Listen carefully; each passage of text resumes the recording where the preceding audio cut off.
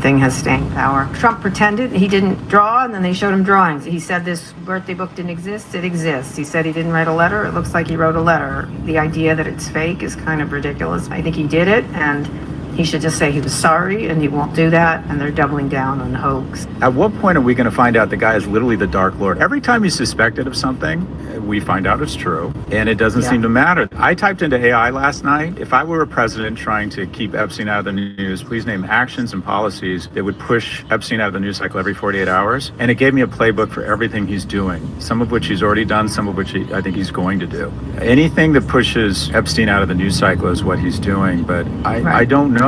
It feels like this is the one thing that is sticking to the guy. It's going to stick to you, Donald Trump, no matter what happens. It's going to be on your record, no matter what you do. Scott sent me a similar thing for my birthday, everybody, just so you know. I still think this Epstein thing has staying power. Trump pretended he didn't draw, and then they showed him drawings. He said this birthday book didn't exist. It exists. He said he didn't write a letter. It looks like he wrote a letter. The idea that it's fake is kind of ridiculous. I think he did it, and he should just say he was sorry, and he won't do that, and they're doubling down on hoax. At what point are we going to find out the guy is literally the Dark Lord? Every time he's suspected of something, we find out it's true, and it doesn't seem to matter. I typed into AI last night, if I were a president trying to keep Epstein out of the news, please name actions and policies that would push Epstein out of the news cycle every 48 hours. And it gave me a playbook for everything he's doing, some of which he's already done, some of which I think he's going to do. Anything that pushes Epstein out of the news cycle is what he's doing, but I don't know. It feels like this is the one thing that is sticking to the guy. It's going to stick to you, Donald Trump, no matter what happens. It's going to be on your record, no matter what you do. Scott sent me a similar thing for my birthday, everybody, just so you know. On Tuesday, FBI Director Kash Patel is coming before the Senate Judiciary Committee. You might remember this confrontation the last time he came before our committee. I want you to turn around. There are Capitol Police officers behind you. They're guarding us. Take a look at them right now. Turn around. I'm looking at you. You're talking to me. No, look at them. I want you to look at them if you can, if you have the courage to look them in the eye, Mr. Patel, and tell them you're proud of what you did. Tell them you're proud that you raised money off of people that assaulted their colleagues, that pepper sprayed them, that beat them with poles. Tell them you're proud of what you did, Mr. Patel. They're right there. They're guarding you today. Tell them how proud you are. Or you might remember these promises he made when he testified before. I told you in your office, I have no interest, no desire, and will not, if confirmed, go backwards. There will be no politicization at the FBI. There will be no retributive actions taken by any FBI should I be confirmed as the FBI director. Yeah, that was a lie. Or maybe you remember this podcast about the Epstein files. Why is the FBI protecting the greatest pederast, the largest scale pederast in human history? Simple, because of who's on that list. So there is a lot for him to answer to when he comes to testify, but I'm interested in what do you want him questioned about? What answers do you want from the FBI director? So please, share your thoughts with me. On Tuesday, FBI Director Kash Patel is coming before the Senate Judiciary Committee. You might remember this confrontation the last time he came before our committee. I want you to turn around. There. Archer. Fancy seeing you back in the... I still think this Epstein thing has staying. On Tuesday, FBI Director Kash Patel. Archer. I don't understand the logic here that because you think the Democrats did nothing on the Epstein files in the Biden administration, that to own the libs, you now have license to leave assault victims unprotected. It's just crazy that you hate the Democrats so much that you would let child trafficker and the people connected to him not be held accountable because you want to own the libs. Let's just take you at your word. Okay, the Democrats did nothing. So you're going to do nothing is what you were telling me. The Democrats, of course, did not do nothing. I don't understand the logic here that because you think the Democrats did nothing on the Epstein files in the Biden administration, that to own the libs, you now have license to leave assault victims.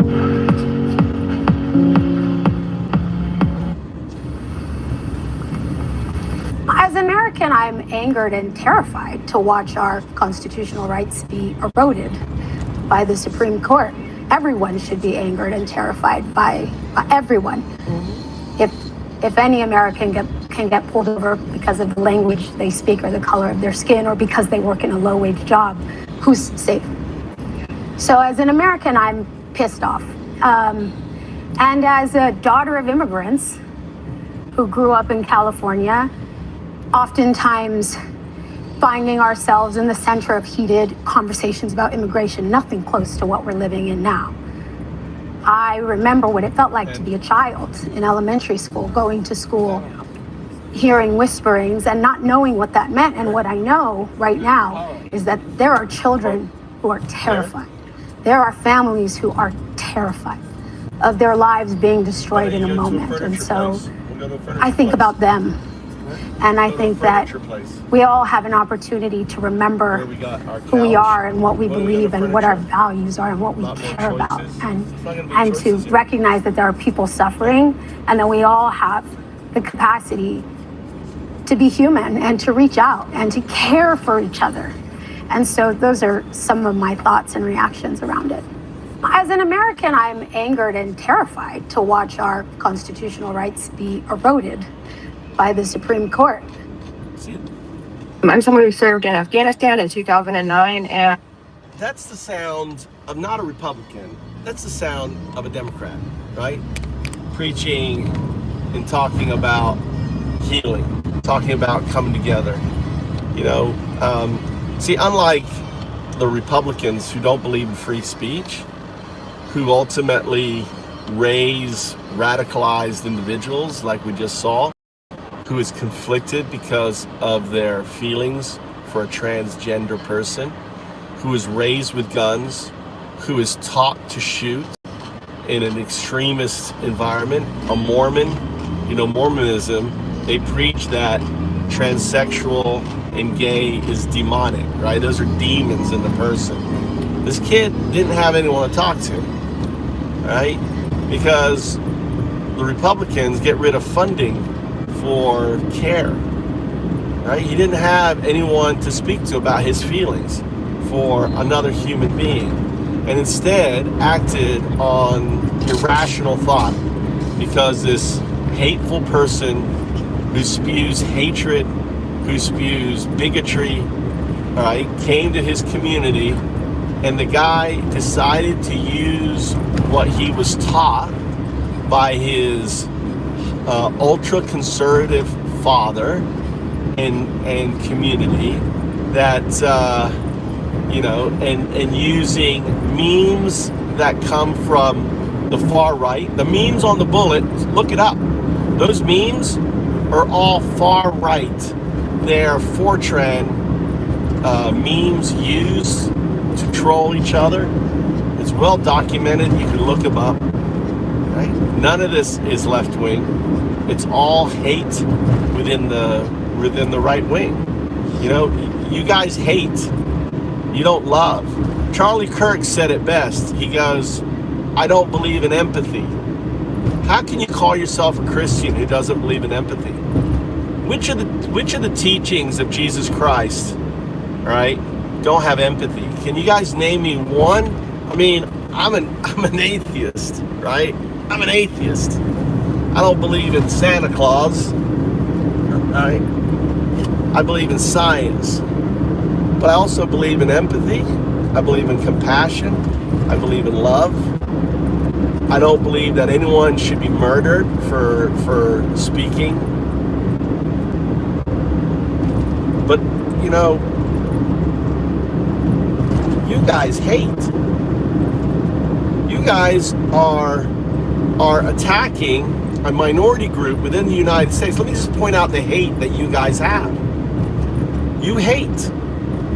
You don't love. You don't have one modicum of Christianity, of Jesus in you, and yet you throw around the Bible like you do. It's pretty sad.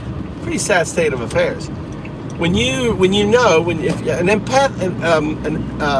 someone who has empathy thinks about the children of the 11, 12 million undocumented Americans right now who work every day hard, who you know, pick your fruit, pick your vegetables, all that stuff.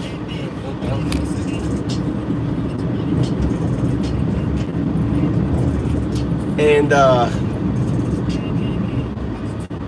you're persecuting them. No different than Hitler persecuted the Jews. You're persecuting the undocumented.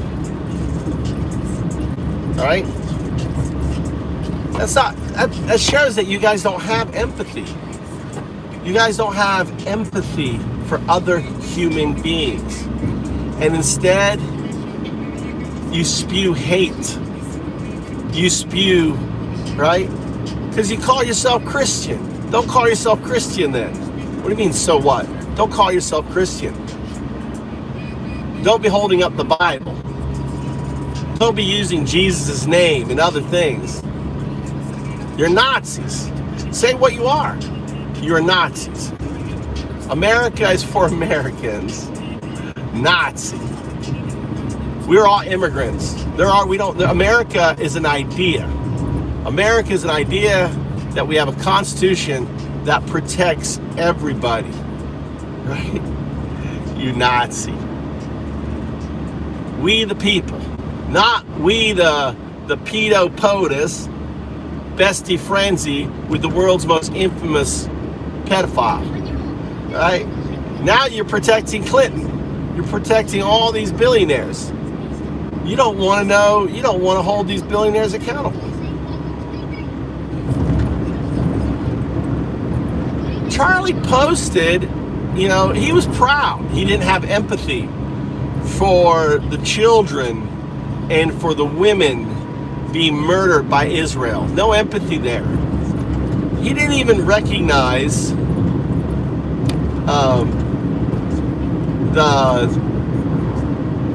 the country. No empathy for the Palestinians. No empathy for the transsexuals, transgender. No empathy for minority groups. No empathy.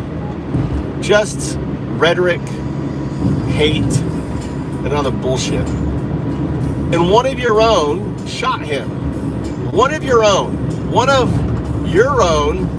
Not a lib, one of your own, raised in one of your households, right? Taught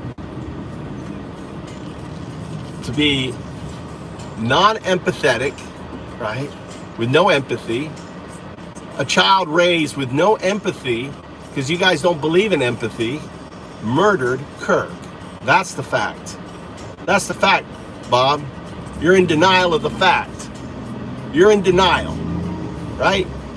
You're 1933 Nazis. You understand that? Kirk was building the Nazi youth. That's what Kirk was. He was building the Nazi youth in 1933.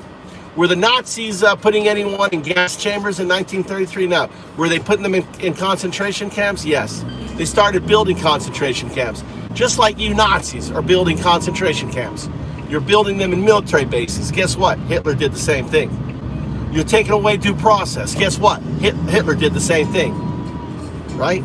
Hitler also built a national paramilitary organization called the Gestapo. You guys are doing the same thing with ICE. You guys are just copying what Hitler was doing in 1933. You guys spew hatred, diversity. Oh, America's for Americans. Not for the people who actually do all the work. The ones that build your houses, that collect your food, that cut your meat, right? Oh no. Let's not make it easy for these individuals to get their visa. It takes you a month in Japan to get your visa. All of you always say, well, how about Japan? Does Japan have it? It takes you a month to get a spouse visa. Is there a spouse visa in America? Why is there no spouse visa in America? Why is there no spouse visa in America? Why does Japan have a spouse visa? Within a month of marrying my wife, I had a Japanese spouse visa that allows me to do anything I want in Japan. The only thing I don't get to do in Japan with a spouse visa is vote. But apart from that, just by marrying a Japanese woman, 1 month, I have a spouse visa in Japan. Not in America, no. 5, 7 years to get your visa. They make it hard. You have to understand, these individuals, they're fleeing. They don't want their children to go into a gang in South America, be forced in the drug trade. They don't want their daughters to be, to become trafficked. So they sell everything. They move thousands of kilometers, miles just to get here, right? Dude, look at this. Press, you're just a Nazi, dude. I'm a shrill. You're a Nazi. I'd rather be a shrill any day than be a fucking Nazi like you guys are. You are fucking Nazis. And that's the comedy. That's why this is a comedy show. We have fucking Nazis in America. And they're in power, right? And they're so fucking stupid. The American Nazis are so stupid. They think that, by creating a paramilitary organization, that paramilitary organization won't be used against them. They're so dumb that they think, oh, we don't want the 14th Amendment, birthright citizenship. Oh no, we don't want that. That's not attacking the Second Amendment, the First Amendment. They're so fucking dumb. These MAGA Nazis are so fucking dumb. They don't realize that when you attack one part of the Constitution, you're attacking every part of the Constitution. They're just dumb fucks, and it's not their fault because they only have like a second grade education. These dumb fucks have like a second, third grade. They didn't get to the Constitution. They've never been taught the Constitution. They think the Constitution applies to American citizens. They're that fucking dumb that they think the Constitution is only for American citizens. They're dumb fucks. Fucking dumb fucks. That's what they are. Don't even know the Constitution. It's insane how dumb MAGA are. And they're not American. They don't believe in we, the people. They believe in a fucking pedo POTUS, bestie frenzy with a friend who writes disgusting letters that have been proven by his signature to be his. And he just lies and double down. And you dumb fucks, right, are in denial that your president is a fucking pedo, dude. And he's defending fucking pedos. That was what Trump is. A pedo-loving piece of shit, dude. See, as an American, we fight against tyranny, within and without. We fight with freedom of speech. We fight, just like Kirk did. But Kirk was, didn't have any empathy. He didn't care, right? And he said it himself. He says, listen, you gotta have a few people dying for our Second Amendment. Congratulations, Kirk. You died for your Second Amendment. Let me give you a clap applause. Well done, Kirk. You did it, buddy. You fucking did it. You lived, you walked the walk, and you talked the talk. Thanks for the $2. Appreciate it there. Kirk, non-empathetic, didn't recognize, and here's the deal. The guy that killed Kirk was a conflicted white guy, wasn't an immigrant, wasn't some green-haired liberal, was a white guy raised in an ultra-conservative household, taught to shoot guns by his ultra-conservative Mormon dad, went on trips with them, right? But secretly was a gay guy in a closet. Secretly gay guy, right? In love with a transgender man transitioning into a female, right? Imagine, right? And then here comes this hate-spewing, shit of a person, Charlie Kirk, with no empathy, calls himself a fucking Christian with no fucking empathy, comes to his town to talk shit about the man he loves. And he gets all anal with every night, probably gets all anal. Do you think he catches or does he pitch? Which one, right? Doesn't matter whether he catches or pitches. He loved the man. He loved him. right? He loved the man, but he was taught that he's a demon for loving the man. So, you guys made this murderer. It wasn't a left that made this murderer. It was his upbringing. Being taught that he can't love another man. Being taught that, you know, wanting to transition is somehow demonic, right? And what did you manifest? You guys manifested a fucking demon. This white, middle class, you know, raised with a fundamental education, well-education, had everything going for him. Couldn't even get through college, right? Only one semester in college. And the thing is Utah University is it is a conservative fucking institution. It's not like it was Boston or New York or some other place, you know, Georgetown University. No, it's fucking conservative. This guy was ultra conservative, conflicted because of his gay love. Because you guys teach that gay love is demonic.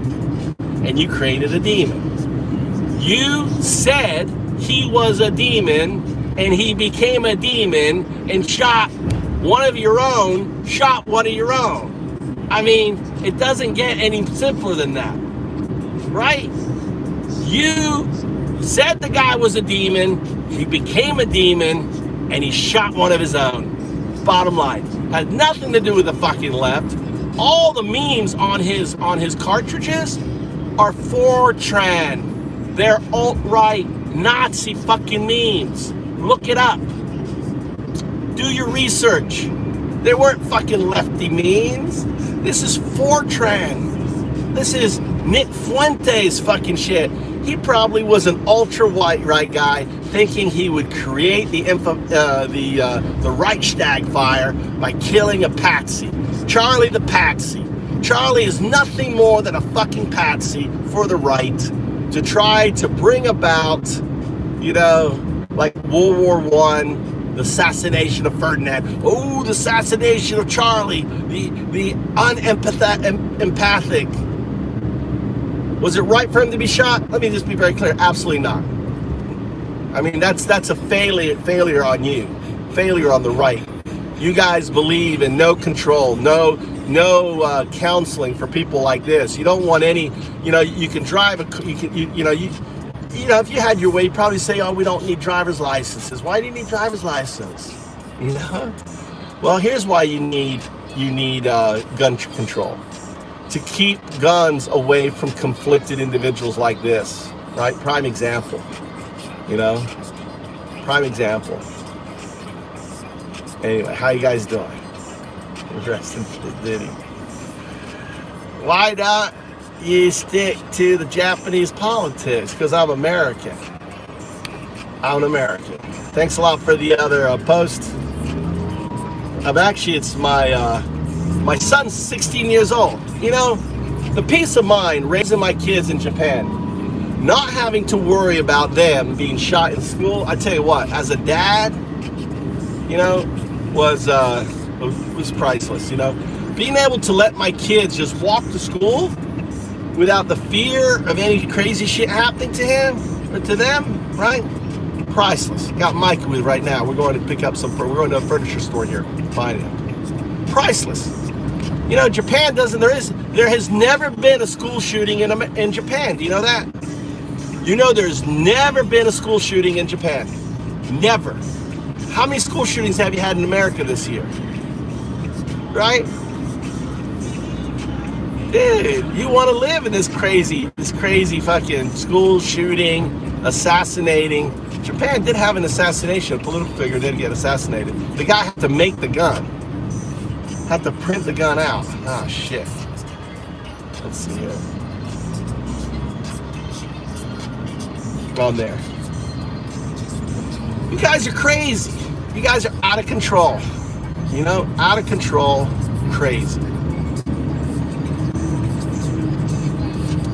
Anyway, thanks for coming in. This is what Japan. Let me share a little Japan here. Oh, we drive on the left. Let's see, where is the furniture place? It should be right across the street here. Did I miss it? No. Where's the furniture place? Coming up, right?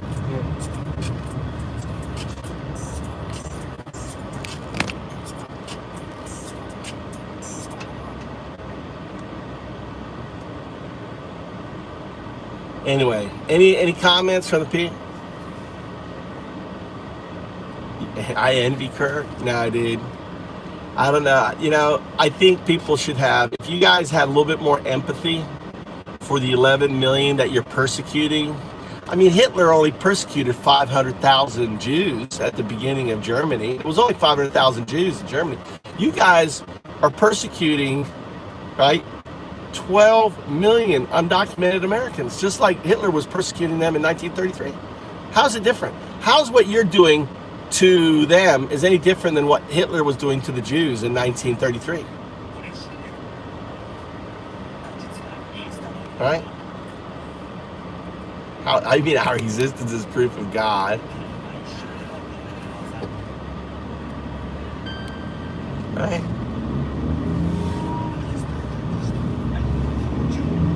Where are we going, Mikey? Straight? Open? Also good? In there. Thank you, ladies. I just say, it's just insane, you know, that people are so hung up, and all you need to do is just do a little research, you know? Just do a little research, and you got this amazing tool now called AI. Look, I'll demonstrate it. I'll demonstrate you the AI, right? Look, I'll demonstrate it. We can go left here. Yeah.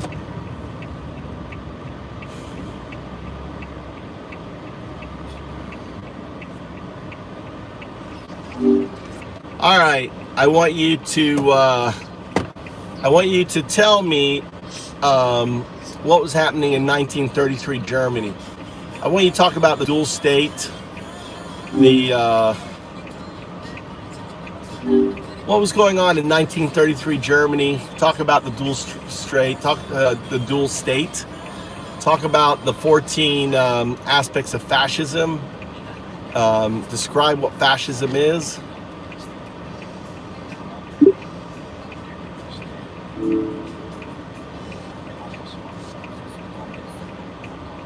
In 1933, Germany underwent a radical and swift transformation into a totalitarian state under the grip of the Nazi Party. This pivotal year marked the end of the Democratic Weimar Republic. Sorry, I moved the phone. Go on, continue.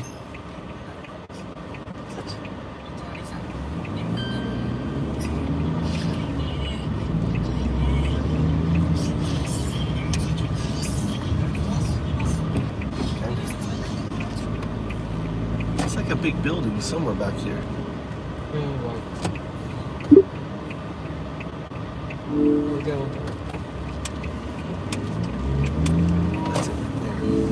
Got it. Let me know what you'd like to do next.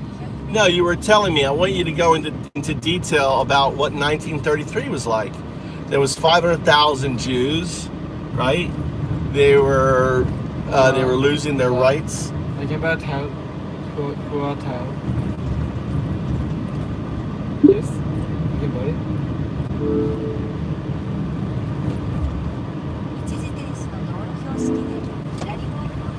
Like this one.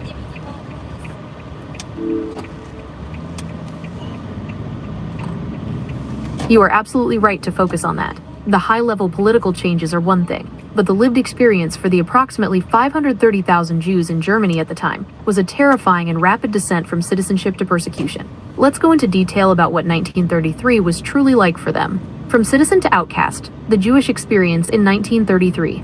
Before 1933, German Jews were arguably the most assimilated Jewish population in Europe.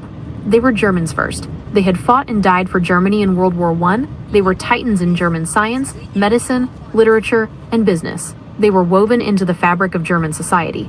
This context is crucial to understanding the profound shock and disbelief that followed. The atmosphere of fear, February to March. Immediately after Hitler's appointment, the atmosphere curdled.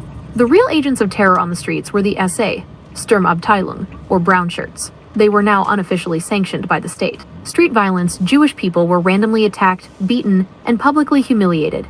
Men had their beards forcibly cut off. people were dragged from their homes to be assaulted. This violence was unpredictable and designed to create a constant state of fear. Legal powerlessness. Reporting these attacks to the police became useless. The police were either sympathetic to the Nazis or too intimidated to act. The state no longer protected its Jewish citizens. The state-sanctioned war begins. April 1933 was the month the Nazi state officially declared war on its Jewish population. April 1st boycott. This was a pivotal, nationwide event. It was not a riot. It was an organized, state-managed action. The spectacle SA stormtroopers were posted outside. Now, I want you to compare this shit to what we're going on right now with the 11, 12 million undocumented. They're being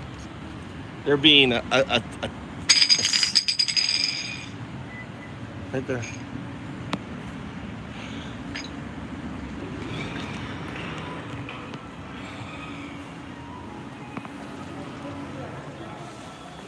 All right. Huh? Tables and stuff are upstairs.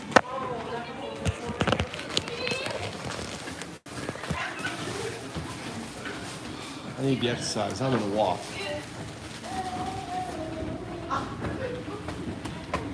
I need the exercise.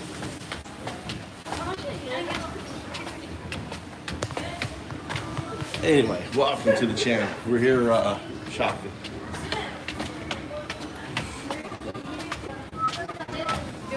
Doesn't matter.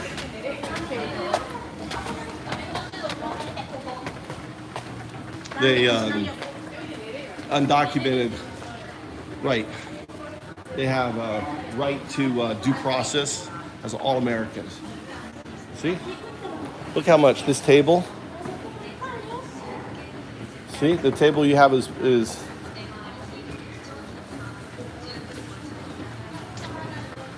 see, look at these tables. Look at these tables. 4 mon. Huh? You see what I'm talking about? Huh? But these have heaters on it. These have, I guess, heaters underneath.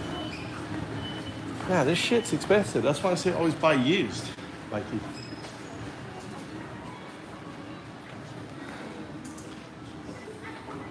there's some tables over here. All these tables here. Look. 4 mon.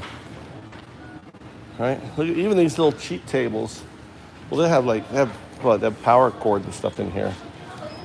3 mon. They're just a little shit table. 2 mon. Now you're starting to realize. Huh?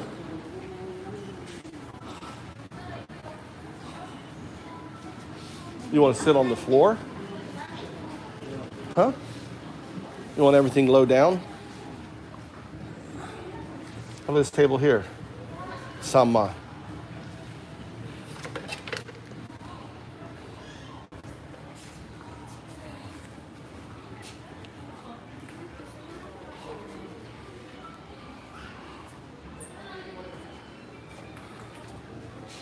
Shit's in Japan, it's just expensive. Huh? What are you looking for now? You want a bed? Huh?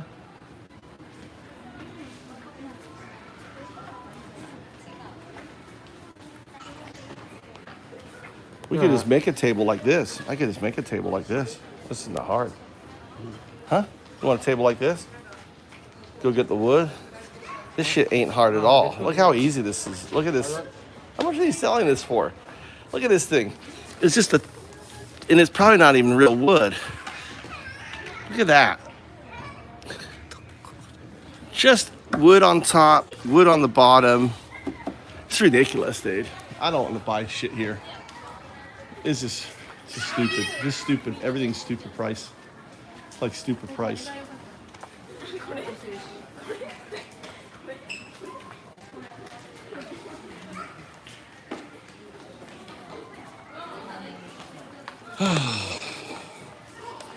No, this is like a Japanese furniture place. It's not IKEA.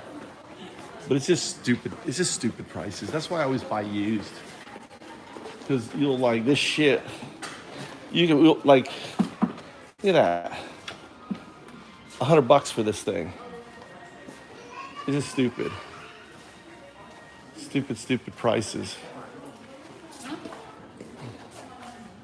Best thing is just go around to these used furniture places and find something and get it so much cheaper. Here's computer places here. Here's like a computer table here. Look at this place. Huh? You want something like this? Huh? So much smaller. The other table's so much bigger. Huh? What? I want that one. You want the one at the store for Ichiman?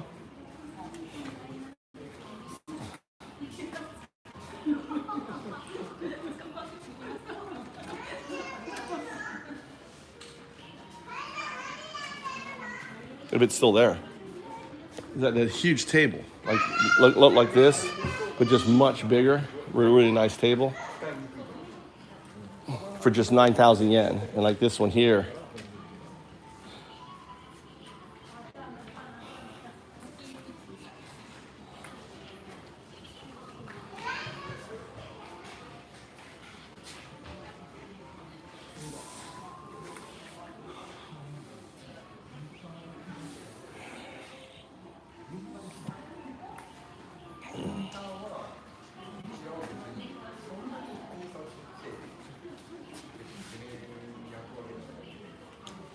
My son just got rid of this table here. Look how expensive it is. This is like a small one, like the one he has.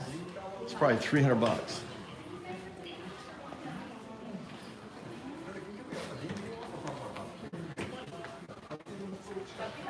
Computers. What? Huh? You want to go get that table? What do you want to do? Let's go get the table. Where's the carpets? Do you see the carpets? Yeah, floor tile. Where's the fourth? Where is it? Probably downstairs, maybe.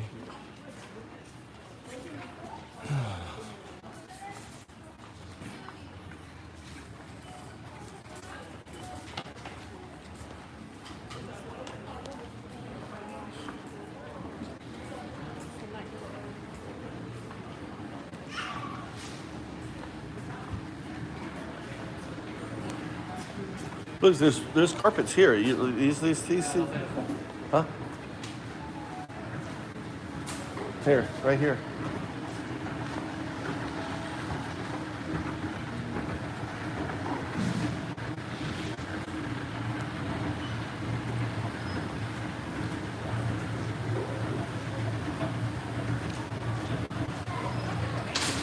No, the issue is not illegal immigration, Kent. The issue is you're violating the Constitution. That's the issue.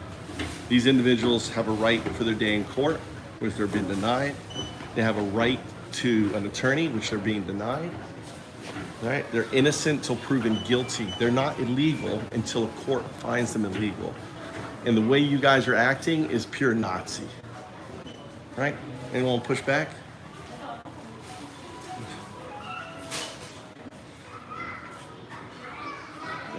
And he's firing immigration judges. He's revoking status, right?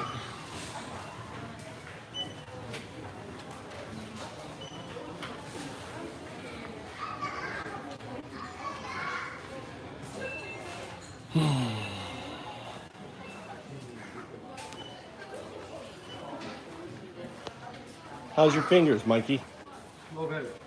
You ready to box? Yeah.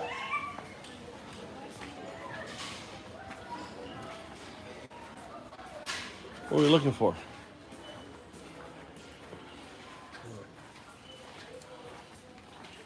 You got to start doing some pull-ups. That you look really bad. Was that because your fingers were hurting you? Over here.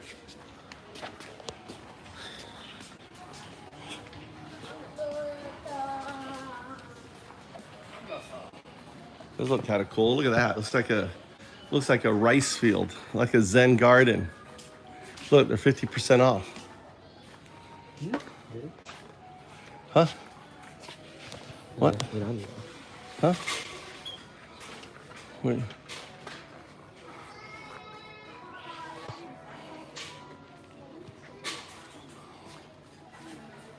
What are you looking for? Which one are you looking for?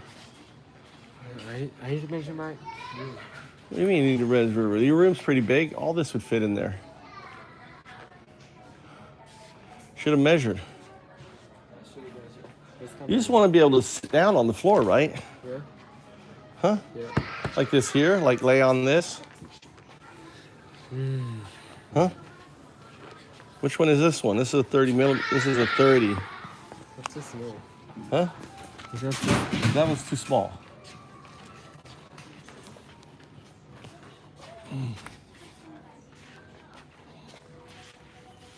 Oh, this one? Not that bad. This is the biggest one. But won't that get dirty? Yeah.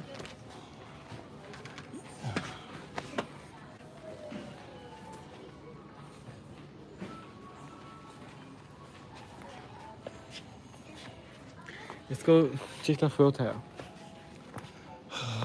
You want something like this here, no? Huh?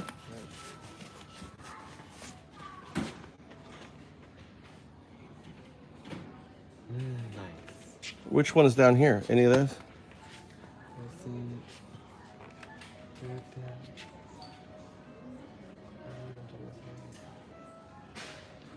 Oh, you need to... You take this card, then you get this.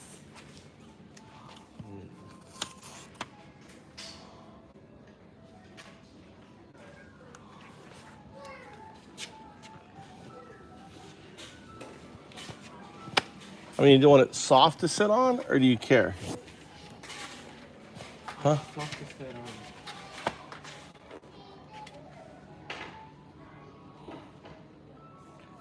You can check any internet. Yeah.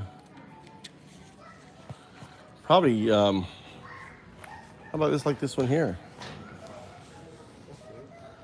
Huh? Looks like a rice patty. This one. What this one? Huh? I don't like that. You want a round one, or you want a square one? Square. Oh, look, this one's cheap. Let's get this cheap one. I always like the cheap. Oh, this is perfect, Mikey. Oh, it's soft. It's on sale. Let's get that. It's big. What do you think? Nice, it's good. Yeah, let's grab this one. I always like this. I always like a bargain. Let's put it down here. Oh, that's nice. Look at that. It's cushy. You can sleep on it. Huh? You can ride on it.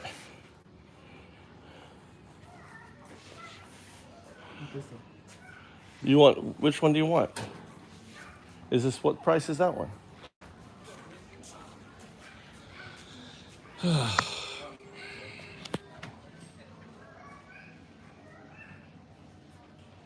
Who's Kodiak Black?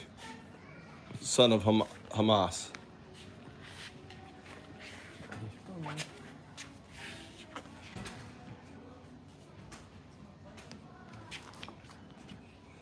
That's right, no one's above the law.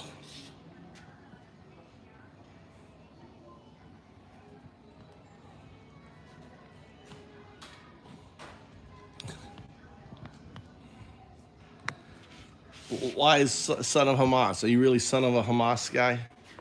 Huh? How much is this one? Is this on sale too? This is like 1 month. Huh? 1 month and 5,000 yen. Oh, this one's only 3,000 yen. Yeah. Oh, it's got a tear in it though, that's why. Look. Oh, maybe not. What is that? Oh, that's just the design. No, this is 4,000 yen. 3,000 yen. This one here. And this big one here. How much is this one? Ichima. I think that's the one. What do you think? That way we don't come back here. Roll it up. You gotta roll it up. Can you roll it up? you have to talk to the... We take it.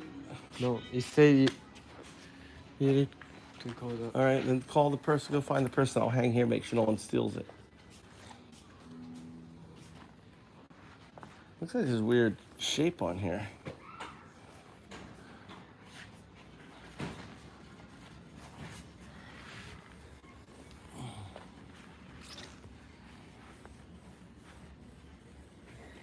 Maybe that's why.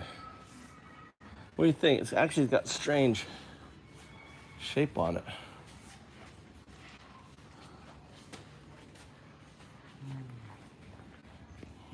Why has it got this strange shape on it here? You see that shape?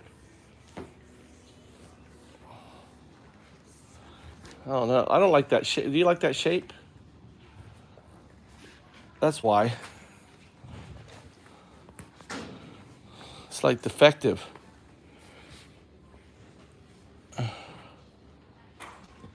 Strange shape on there. You see that?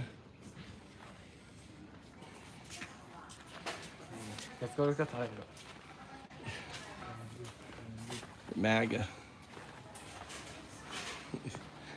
It's just a troll. Son of Hamas is just a MAGA troll.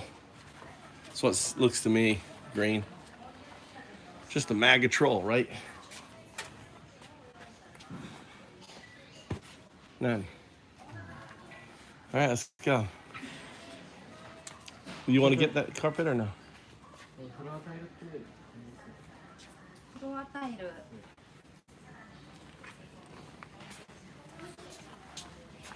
こういうのとはまた違ってってことですよね。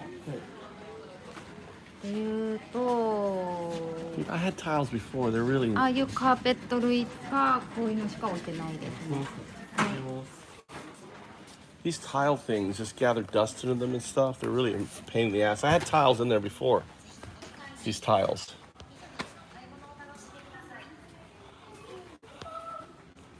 No, we're not doing carpet tiles. No. The tiles? These are carpet tiles. We're not doing carpet I tiles. don't want carpet tiles. Huh? I don't want carpet All right, well, just letting you know, we're not doing carpet tiles. We done? Let's go. We leaving? I love it.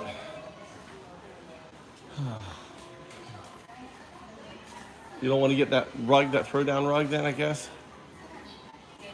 Huh? Yes or no? Let's go again, Ty. We were looking at before for discount, no? All right, let's go. Let's get out of here. Nico. Look, robot. Let me go 0102 on this robot. 01. What's up, robot? These are robots. Japanese robots, look. Look, it's running away from me.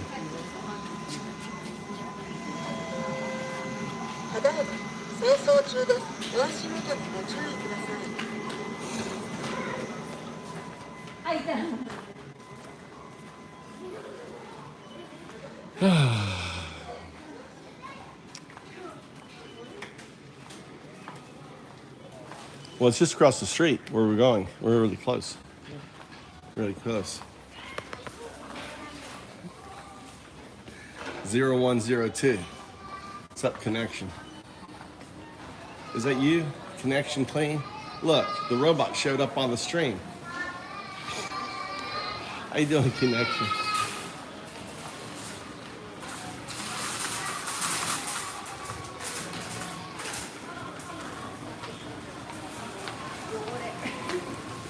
That's it.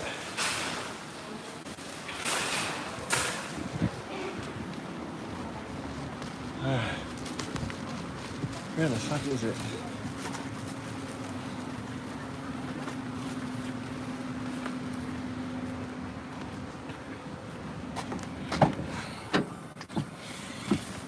Oh, so Mikey learned shit's expensive in Japan. Shit is expensive. God damn. Let's see where I need to get on the other side of the road. Let's see about Mikey.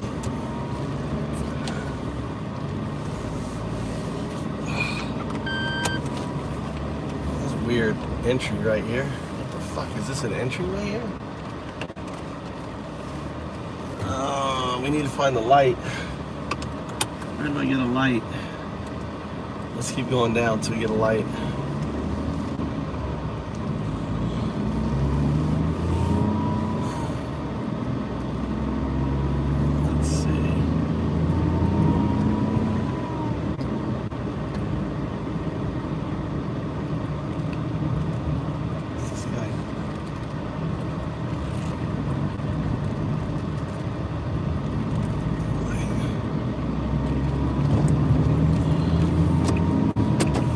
turn signal here? Turn signal, turn signal. No fucking turn signal. Let's keep going. I need a turn signal. What if I need to go? Let's go. Let's go back this way.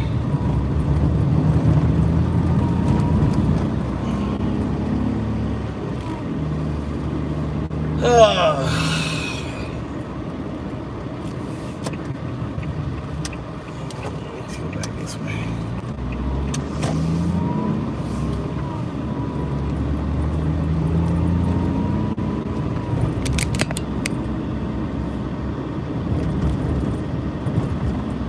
Yeah, give everyone due process. It's in the Constitution, right? You know, you shouldn't have. The thing is, what they don't understand is that these paramilitary. Trump's at $170 billion. You guys have no fucking idea what that money is. That kind of money is. That's insane money to build up the Gestapo in America, right? Gestapo in America.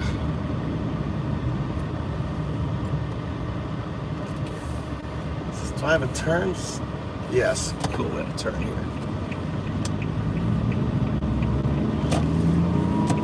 Gestapo in America. That's what it is. I need to turn this down here.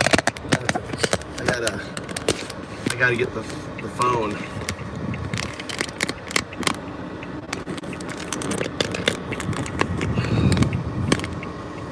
The phone's gonna overheat, so I gotta put it down on the air conditioner so I can have a strange view on my cell. Otherwise the phone will overheat.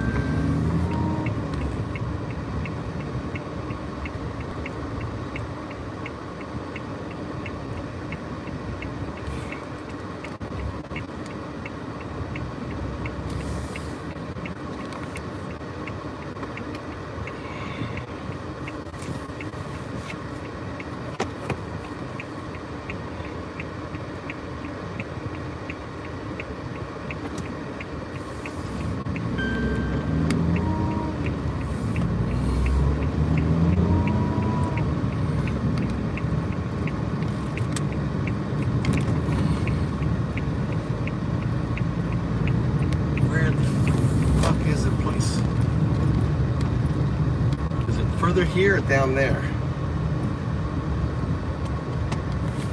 Can't remember where this place is. I think. I'm not sure.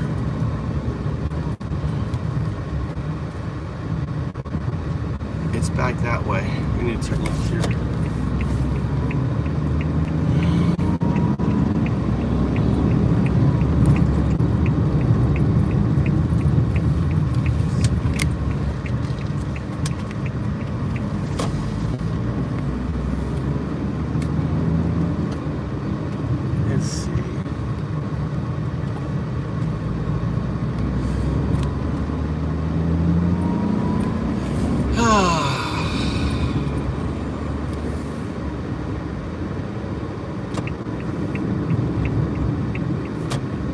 Let's see, where are we going here? Right here?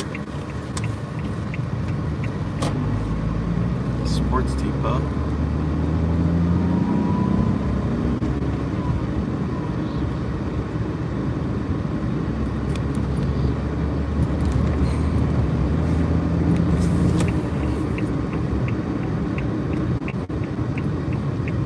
My phone pulled up.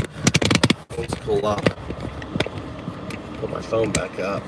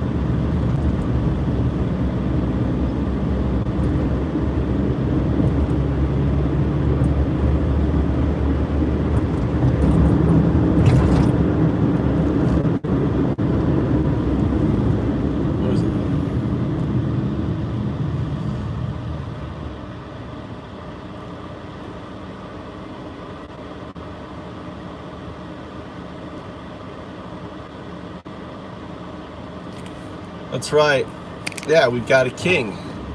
The Supreme Court doesn't believe in the Constitution. The Supreme Court is the enemy of America.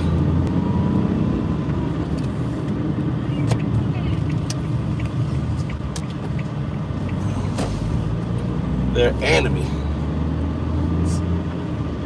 They overturned the Constitution right for over 20% of Americans.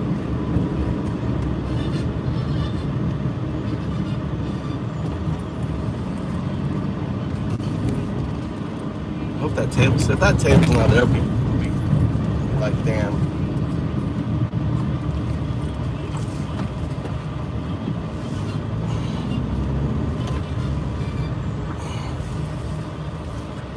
There you go. That's, now you know why everyone comes here and shops now, Mikey, right? Huh? All right.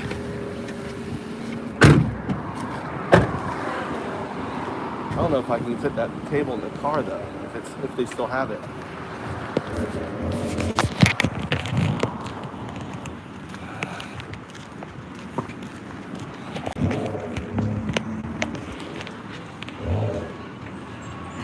That's it.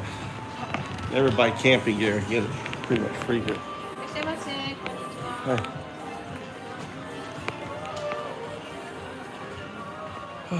These old people.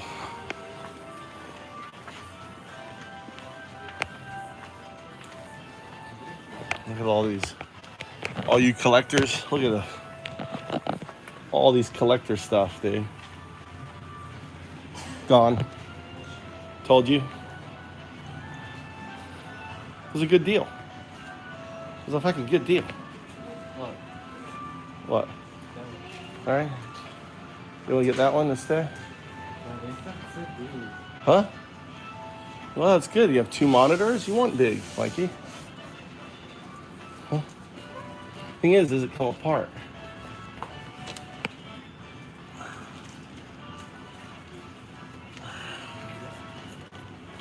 I mean, we wanted this table here. It's actually wood. It's got little drawers. All right, we want this table here instead.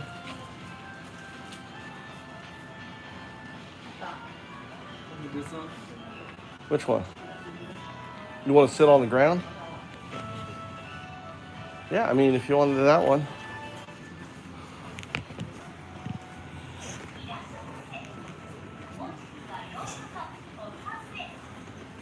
You'll be sitting on the ground. Is that good?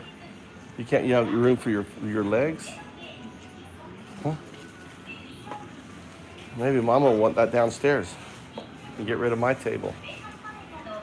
And my table go in your room. You want the downstairs table in your room that we eat on all the time? And then switch it out for this?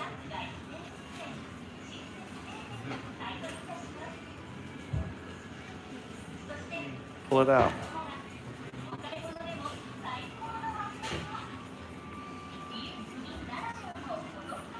Hmm?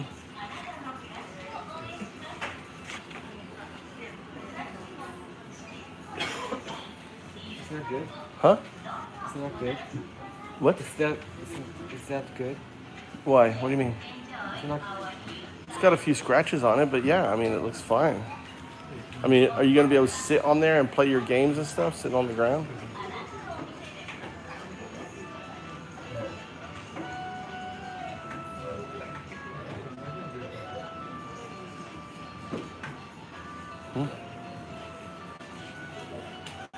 Or do you want to get that table there for 5,000?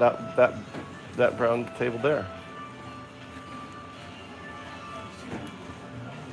I mean, it'll scoot around, but you're gonna have a.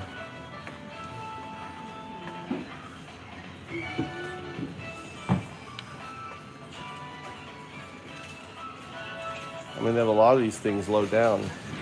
They're really not in there. But it's not a lot of width. You need something where you can fit monitors on and have your, you know what I'm saying? Yeah.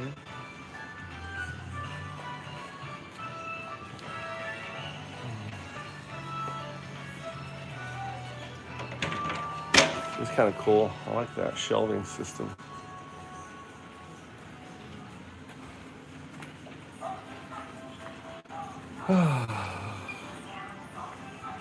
This one has a.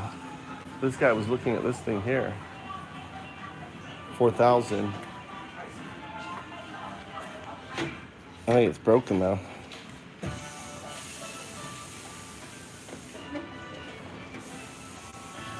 broken.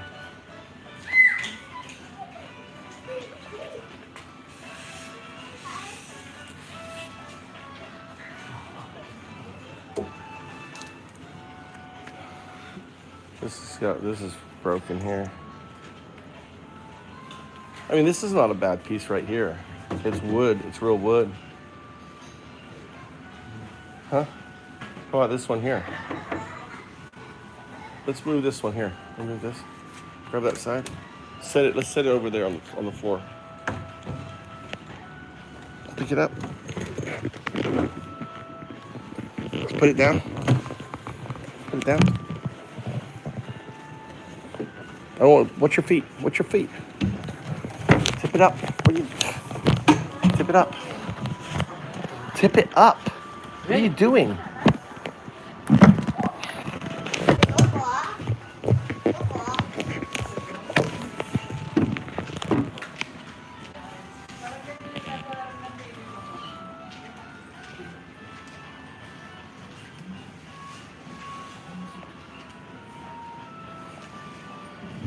Move that table and put this on the end.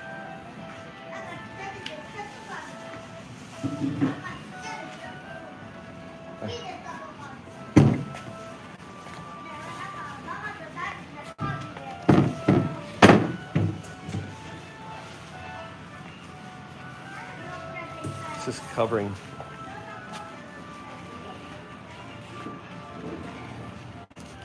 Yeah, but see, I don't mind because it's real wood. It's not fake wood, you know? It's real wood. Huh? Put it underneath the air conditioner. Your closet's here, put it right there. Air conditioner's up here.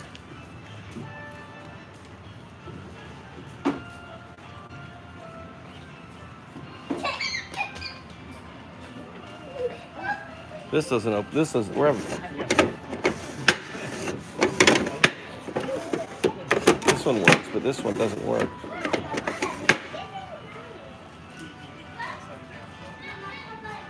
Or do you want that glass table? 4,000 yen. Huh? I think I'm gonna break it. Huh? I think I'm gonna break it. Why are you gonna break it? It's good. You're not gonna break it.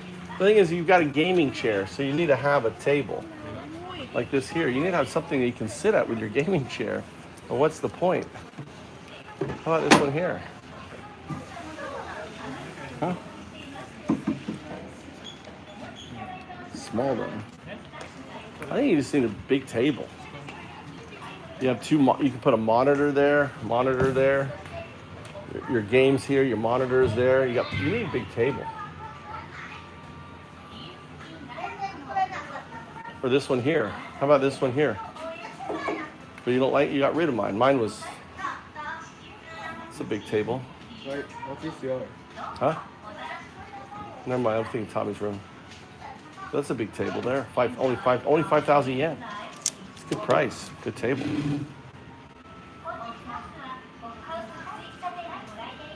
Hmm?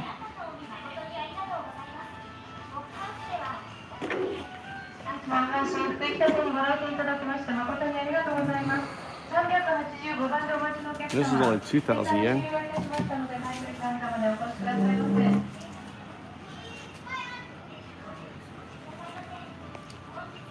It's like $15 for this table. How this table here?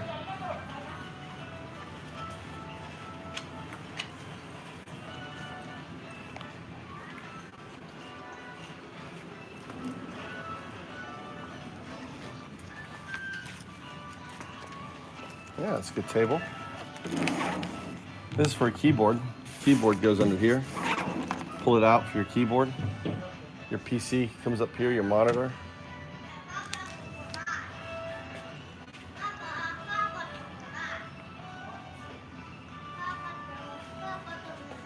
And that big glass table underneath. But you've got a gaming chair, so you have to have something that you can sit under. How about this one here? This looks cool. It's got a little flap. It's modern looking. Huh? What is this? Look, you got magazines here. Huh? Underneath this one. That's 5,000, yeah. You like this one? All right, let's move that over there. Move that. I like it. I don't know why you like this one. Wait.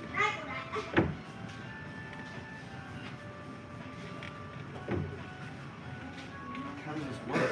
Oh, it's broken. Huh? The thing is broken here, I think, or something. How does this stay up?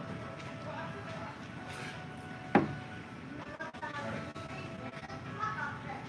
Move this over.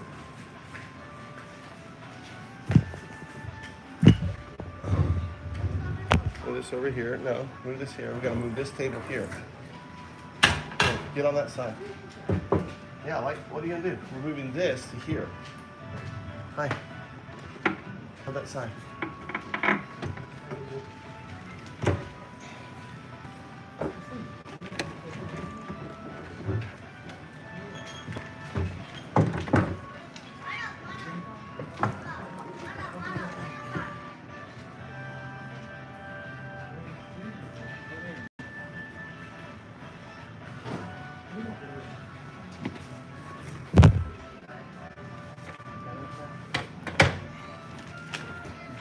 This for Mama.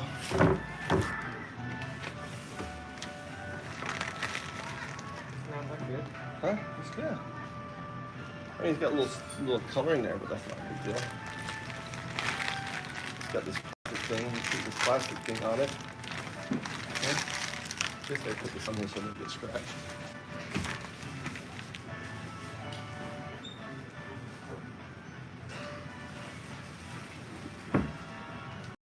What the hell does this do? Oh, it just fits on.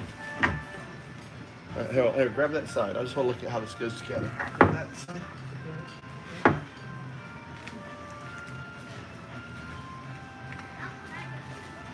Just fits in. Well, it goes apart easy. You want to go with this? Huh? It's not broken. It's got the pegs, the way it fits together. Good.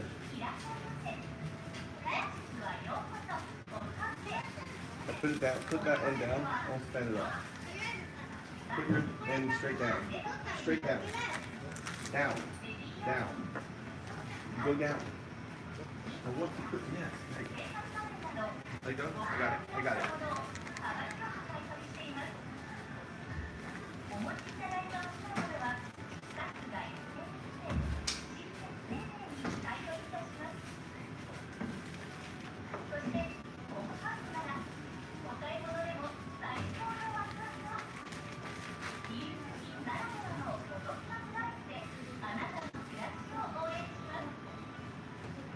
Yeah, it just fits on top of those things. That's how it works.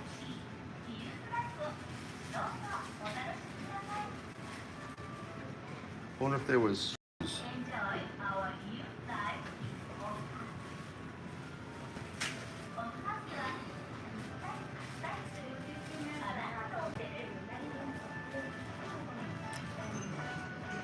want to do this? Huh?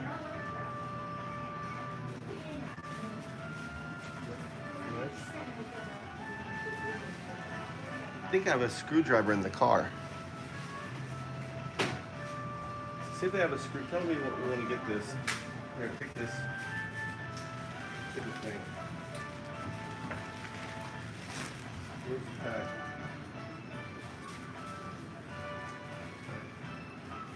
It's not gonna be fine. It's gonna sit on in these things here. It's not gonna move or anything. Right? I can even put a.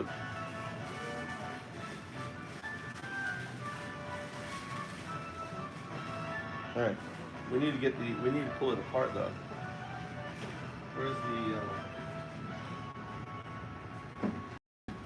Where's the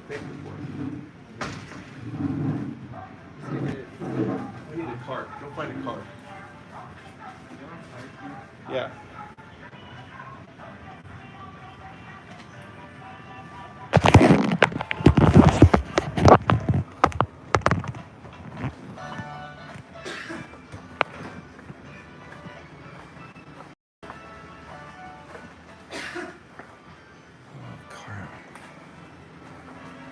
Here, Mikey.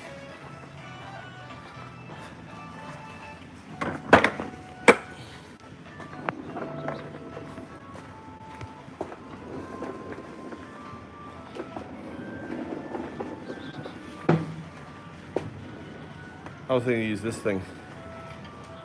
Use this thing.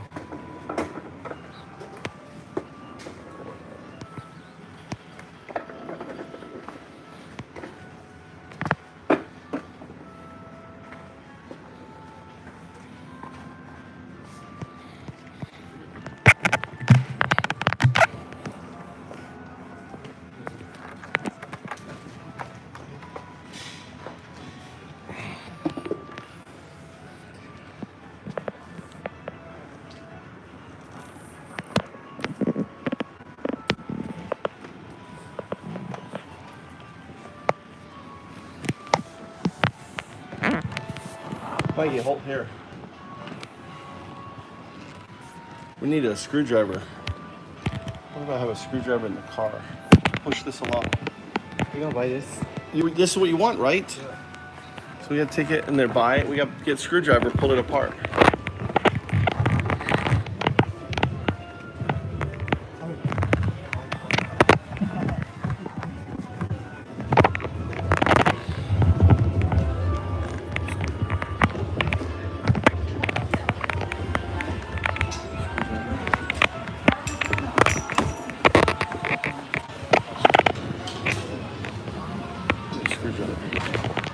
Ask for a screwdriver.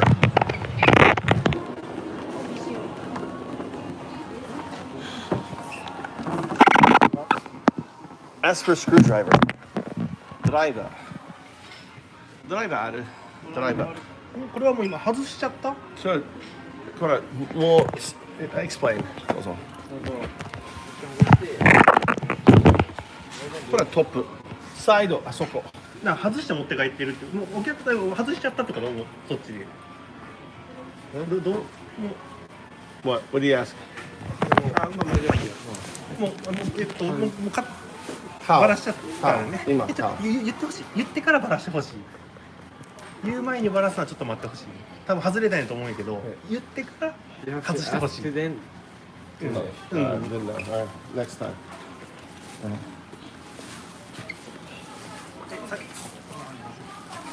先払う？先外す？You gotta pay first, right? 払う？5500円。You're my language translator. Say we need a screwdriver to pull the rest apart. Say that in Japanese. 残りを分解するにはドライバーが必要です。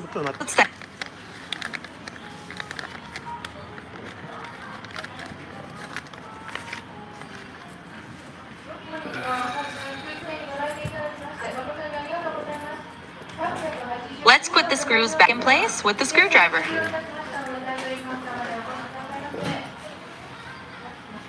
ドライバーを使ってネジを元の位置に戻しましょう。Right. You think you can put that in the car without scuffing it up? Huh? No?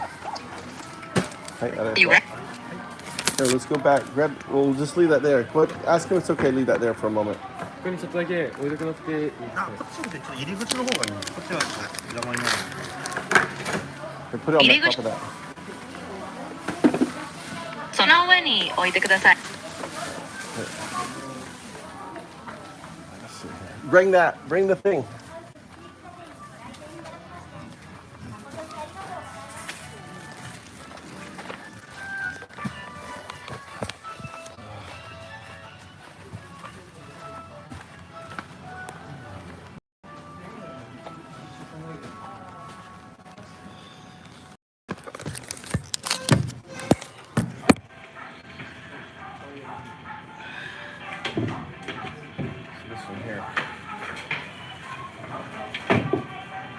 Careful, break here.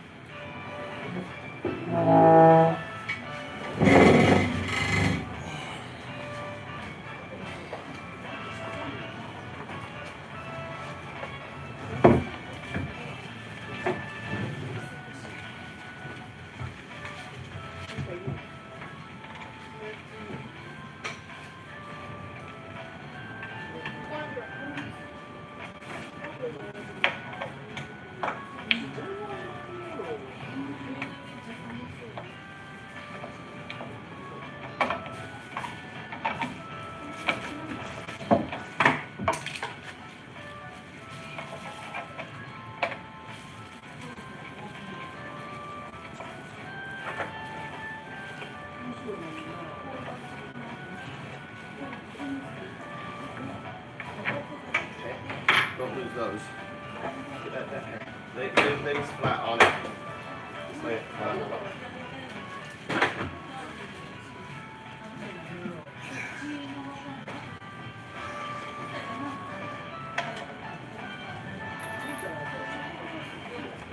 Put those in your pocket. Yeah. Here's another one.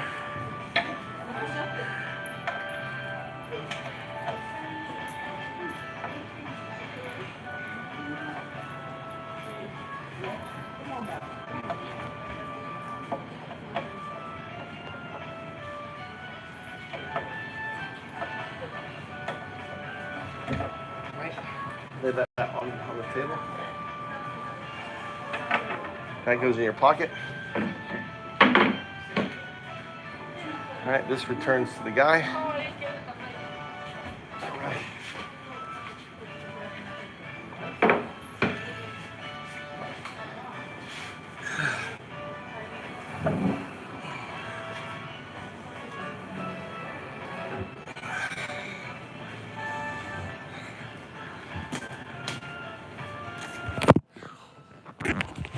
All right, got the table.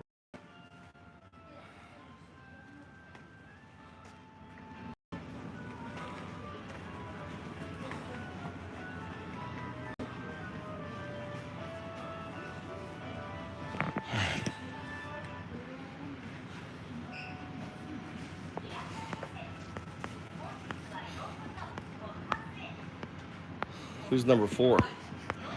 Band number 4.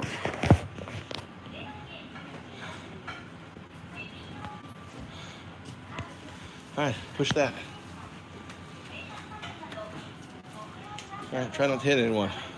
We can take this.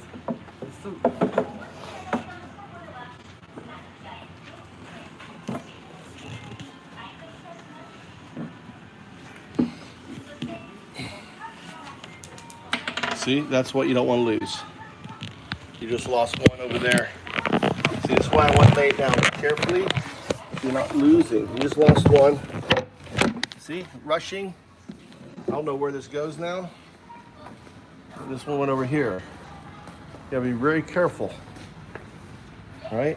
These are important stuff. That's why I'm laying it down very careful. Put that in your pocket.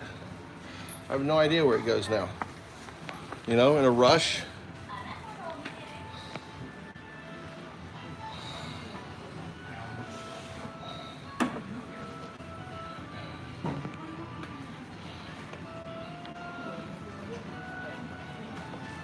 There you go.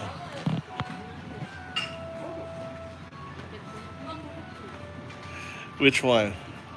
Connection did? I know, he's worshiping you. He's worshiping you. I'll go get the car, okay? You bring this. We gotta be really careful not to lose any parts, Mikey.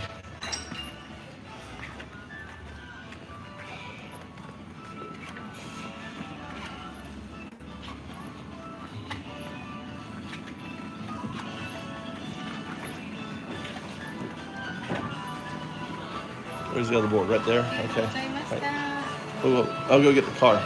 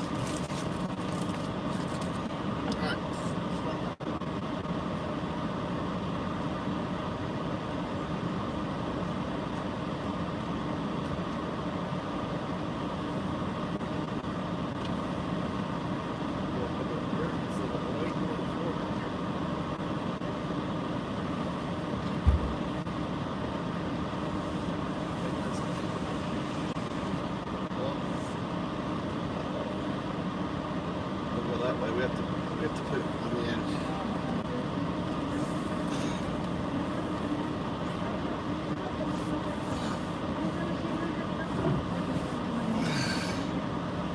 That works.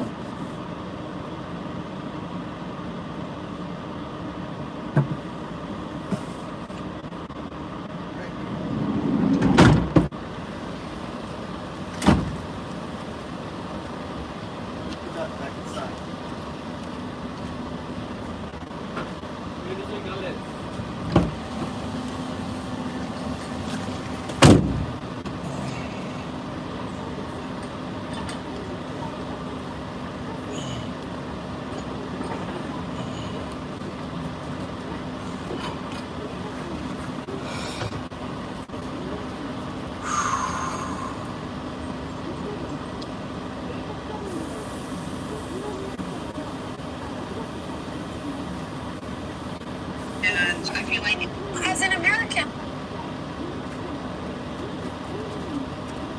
Stop doing this. Let me show 3 iPhone mistakes made by old people. Imagine whining about free speech every day. People exercising free speech. MAGA logic is undefeated. So just because I didn't want to support Charlie Squirt, you all are going to call up Lassiter High School and send them emails and get me fired from Lassiter? Well, folks, the freedom of speech keyboard warriors have kicked off another cancel culture crusade in order to silence critics of Charlie Kirk in the wake of his death by getting them fired. Now keep that video and creator in mind, and we'll circle back to them in a second, because it's really the only karma that these Karens got. Aside from, of course, their brand new moniker, as the internet has dubbed them Nazi Karens. So drop a like and subscribe if you'd like to be on the right side of history. And let's break down this insane MAGA saga and see how these freedom of speech warriors might like a taste of their own medicine. Charlie Kirk's dead, and before his body got cold, the far right propped his corpse up as a cudgel for their holy war. I've never seen more people within the same sentence both condemn political violence and then immediately call for political violence against their opposition. Don't be fooled. These people don't give a single shit about Charlie Kirk. They are just using his death to further their Christo-fascist agenda. Now, I've included a bunch of clips of content from online that has been critical of Charlie Kirk's past in the end of the video, if you want to see some of the things that they're objecting to. But essentially, the bereaved fans of the late far-right activists are hell-bent on getting anyone who criticizes him fired from their jobs. Which, like, sure, our high video is about a MAGA bigot getting fired from her job after the repercussions of her hateful speech. But as you can imagine, it takes on a completely different tone when it's MAGA. Specifically, an incredibly hypocritical one. Here's the unfortunate backstory before we get to the cathartic karma. Keyboard warriors grieving this week's assassination of self-anointed champion of free speech Charlie Kirk have launched an online campaign to get anyone who criticizes him fired from their jobs. A website set up 3 days ago under the somewhat hyperbolic banner of Expose Charlie's Murderers claims to have already gathered more than 30,000 social media profiles, which the team behind the site is now pledging to, quote, a searchable database filterable by general location, job, and industry. They say, quote, this is a permanent and continuously updating archive of radical activists calling for violence. They are not. The site adds, this is the largest firing operation in history. Now, credit where credit is due, they've had some success in this, which is not something MAGA morons can usually say. What they seem to fail to realize is they are also setting up a database for potential targets for radical right hateful bigots, lunatics, and psychos to do the same thing one of them already did to Charlie Kirk. As the viral meme goes, no thanks, I don't do irony or logic, I'm MAGA. Wouldn't you know, the online effort kicked off after Kirk's fellow far-right activist Laura Loomer announced on X that in response to his killing at a Turning Point USA event in Utah Wednesday, she would make everyone I find online who celebrates his death famous. And look, I think celebrating his death is abhorrent, but we can also talk about at the same time the very hateful and terrible things that he dedicated his life to. And as you'll see, that is what most people are doing here, that these MAGA morons are trying to contort for their own political gain, calling for political violence. Here you have a woman with a fucking cross in her bio saying, I've officially contacted 471 employers, still more to do, my fingers hurt, my eyes hurt, I've never had screen time this high, but I'm alive to complain about it, it's all worth it, all for Charlie. Y'all are never beating the cult allegations. She posted that she believed in free speech and claimed she was free to get those criticizing Kirk fired. Which again, yes you are, but also not on false pretenses. And the internet was quick to push back. You had someone posting, and you think you're a Catholic patriot? Shut up, Nazi Karen, which is where the moniker came from. In another post, this woman claimed she was struggling to keep up with the submissions of liberal scum from her followers. While elsewhere somewhere confusingly adding that, quote, my heart hurts for those who are should we keep going? Mind you, many of these no evidence nor list of the people they actually got fired or what they said that should get them fired. Here's one of the only pieces of evidence I could find from MAGA poster Scott Pressler, who outed and doxed a professor at Cornell named Reed Friedson, who posted this. I'm gonna leave the post up on screen. We have a lot more to get through and it's just too long to read the whole thing. I have read the whole thing myself, but just pause if you want to read it. Nowhere in there, at least to me, and you let me know if you agree or disagree in the comments, is this person celebrating Charlie Kirk's death. Saying you reap what you sow, or questioning was this some strange twist of karmic universal justice, in no way glorifies what happened, and in fact is the exact fucking same thing that Charlie Kirk was fighting for people to do, to speak their minds. Imagine whining about free speech every day, then building a blacklist of people exercising free speech. Team members for goes by Ebony Warrior Studios. Understand.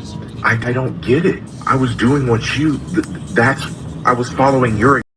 This is what Republicans do. I was trying to be like y'all. I wanted to join your ranks. And you're gonna get me fired? Yeah, well, turns out that wasn't exactly true. Would you like to join me in an evil laugh? For those wondering, that video last night was 100% satire. I got a whole bunch of DMs this morning of concerned followers. Oh my God, did they really get you? No. I posted that video and then I spent the entire night reading the comments because I was dying laughing. And then I fell asleep before I could post anything else. So the conservatives that have been trying to dox me literally used that. They said, oh my God, look, no, it has to be real because this is the last thing he posted last night. I fell asleep. If they had been smart and looked at my story, they would have seen that I cast the line and they took the bait, hook, line, and sinker. It let me know who I needed to block. And what is the content that these people are so mad that is being posted by most of these creators? Well, it's stuff like this.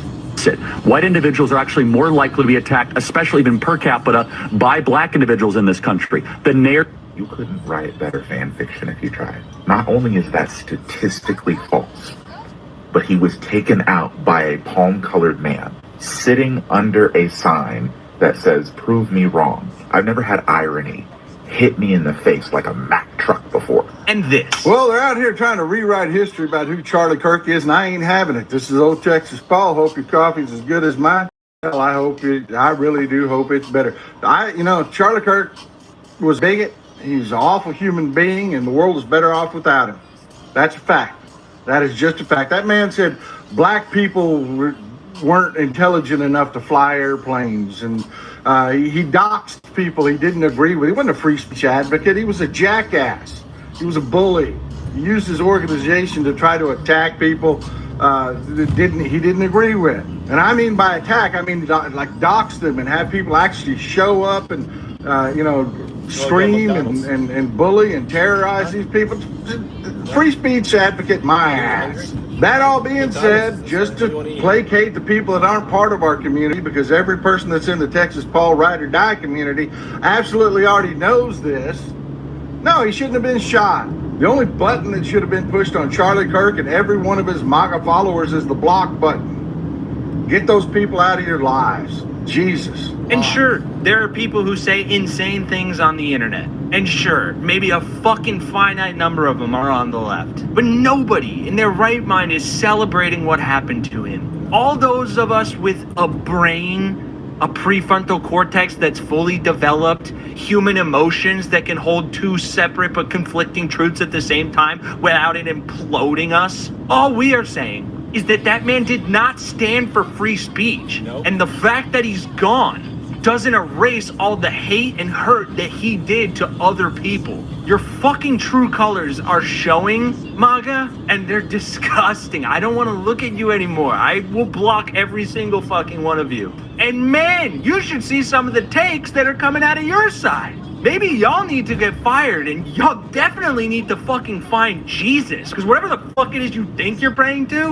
looks a lot more like whatever the fuck Trump is sleeping with. Anyway, fuck these Nazi Karens and free speech keyboard warriors. Republicans, free speech for me, but not for thee. This is also doxing, which is often illegal, especially in cases of malicious intent, for causing someone to lose their job over continually protected behavior would likely qualify. If the First Amendment is intended to protect anything, it's intended to protect offensive speech. If you're not going to offend anyone, you don't need protection. Larry Flint. Free speech, according to MAGA. Attack, attack, attack everyone that doesn't subscribe to our views. This just in. Also, make them lose their jobs. Thank you, Internet, for siphoning users' data. Now these terrorists may use it as a powerful weapon. And probably the best comment, it's not working. The convicted felon and pedo hasn't been fired yet. Like and subscribe to help us fight back, please. For Really American, I'm Kenny S. I'll see you guys in the next one. And before I continue, I need to say that this revisionist history about who Kirk was is just as perplexing. I'm seeing all these heartfelt statements coming from Democratic politicians and celebrities applauding Kirk as some bastion of free speech and debate.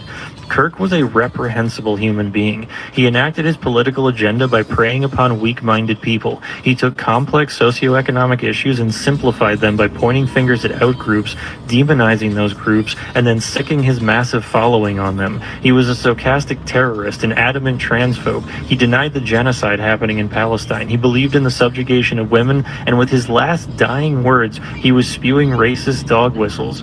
Charlie Kirk was Dr. Frankenstein, and his monster shot him through the neck. And all of that said, none of us should want to live in a society where these types of killings become the norm. It's the sign of a sick and dying world, and we can both denounce this violence and also realize that Kirk and his ilk's rhetoric are why it happens. And you can see this rhetoric continuing after his death. Far-right extremists are clogging social media, practically begging to use his death as an excuse to enact massive retributory violence against Democrats or liberals or leftists. They are looking for any excuse to justify their desire to kill their opposition. As of writing this, we have no idea why Kirk was shot, yet the fucking president of the United States is already using this as an opportunity to demonize his opposition. The hypocrisy is astounding and terrifying in how callous and calculated it is. These same folks begging for blood were silent when Democratic leader of the Minnesota House, Melissa, and her husband Mark were assassinated in their homes. The president gave remarks from the Oval Office about Kirk's murder and said nothing about the 3 kids shot in a high school in Denver yesterday. Republican commentators are outraged that people would make light of Kirk's death and laughed their asses off at Nancy Pelosi's husband being beaten with a hammer, and still to this day mock the death of George Floyd. And the reason is they don't actually give a fuck about the violence. They don't care about Kirk's death. The only thing they care about is winning.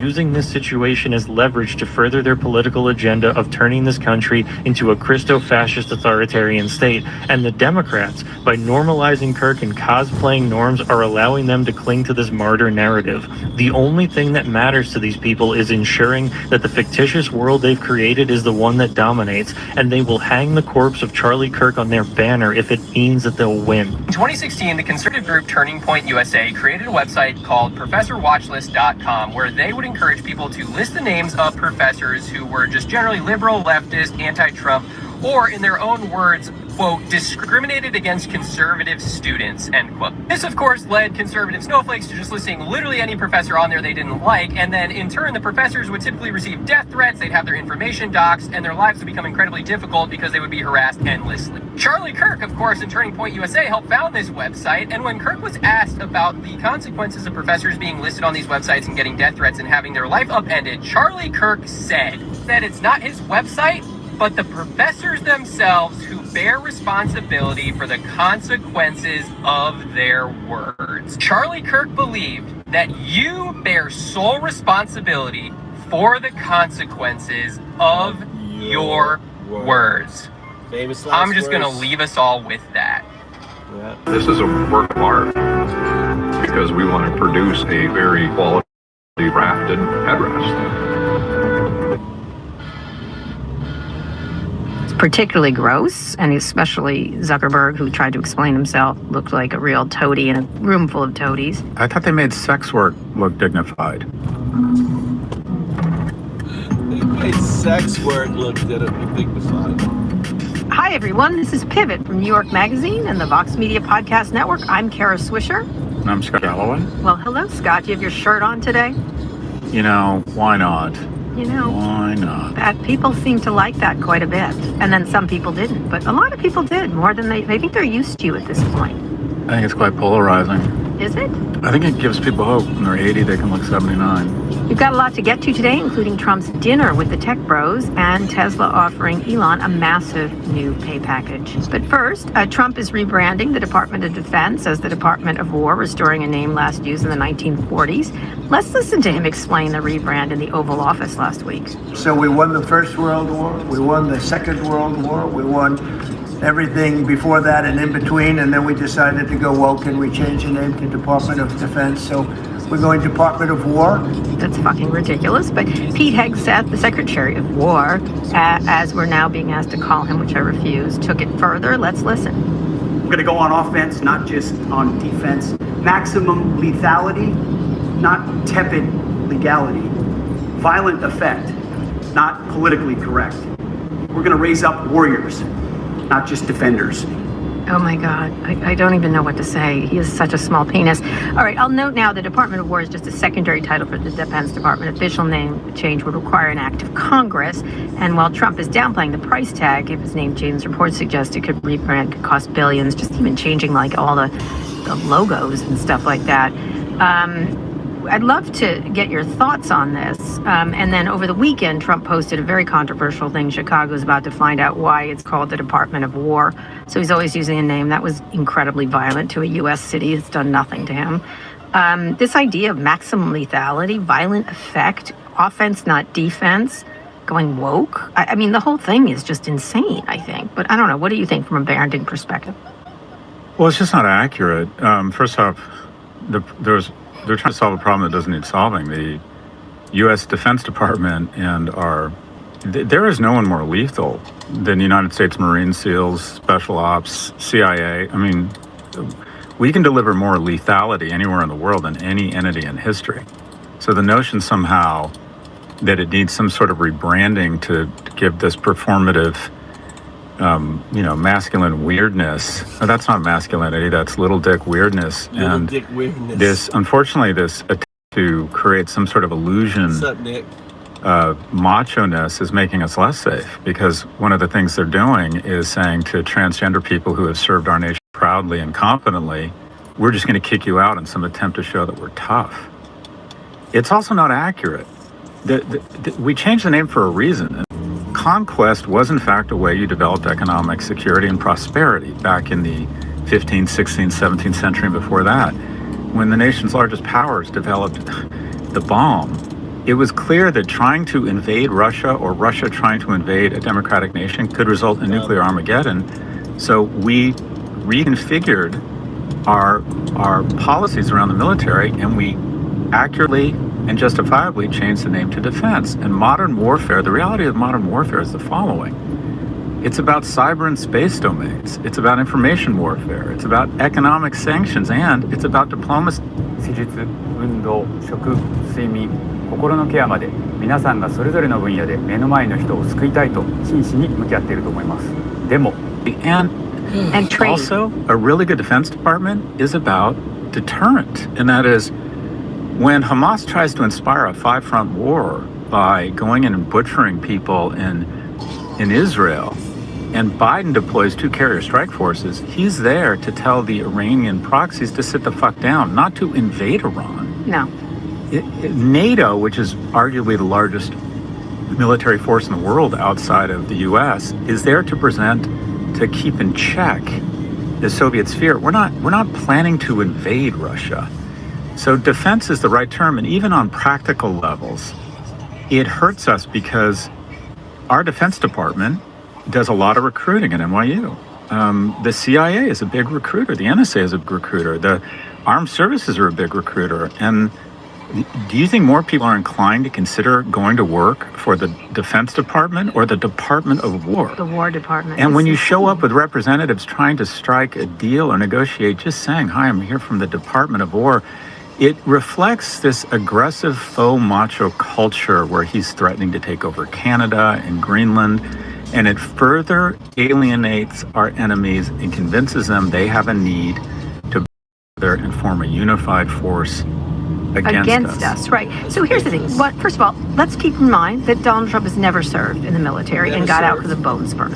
Never forget that. 5 deferments. And this idea that we've decided to go woke, we didn't win the Second World War. We were brought into these wars and actually settled them is what we did. We didn't go on offensive for these wars. And then Pete Hegseth is such small dick energy. Small dick energy.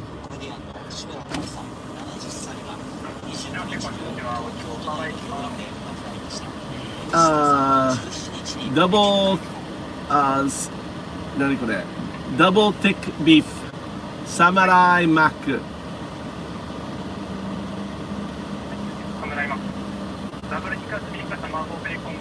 違うベーコン違うダブルビーフあとマックシェイクストロベリー M を一つじ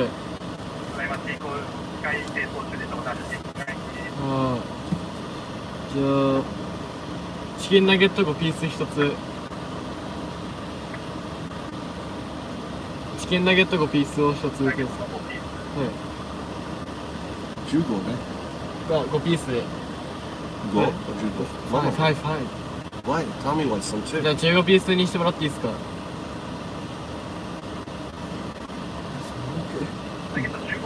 はいあとじゃあ飲み物でコカ・コーラを2つYou know what? Well, tell me what's a あとビッグマックの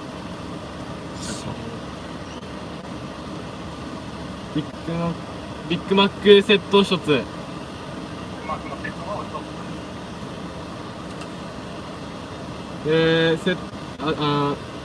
フライドを M で飲み物はコーラ M で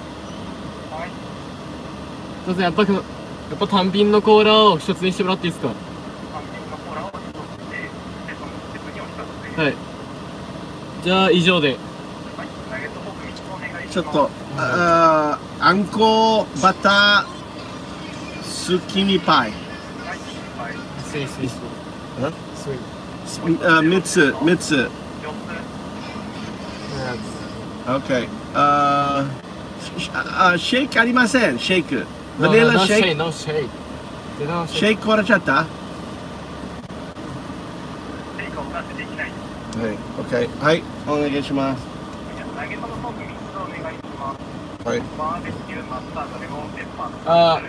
じゃあマスタードでマスタード2つで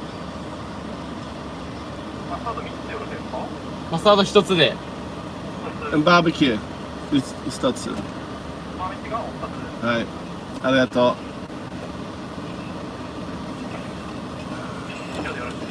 うはい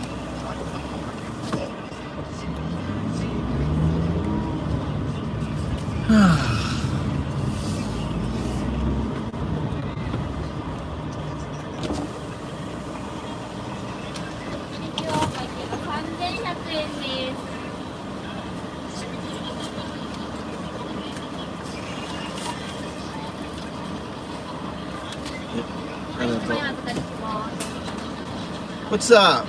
It's your buddy. He bought you your clothes.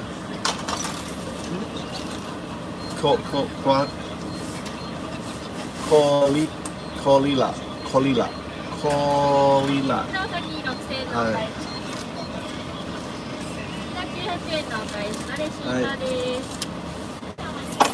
We got Mikey a table.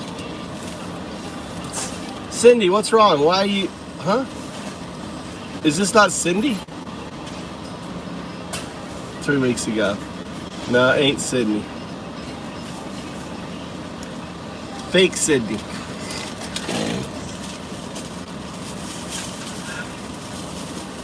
That's a fake Sydney. You gotta check the age.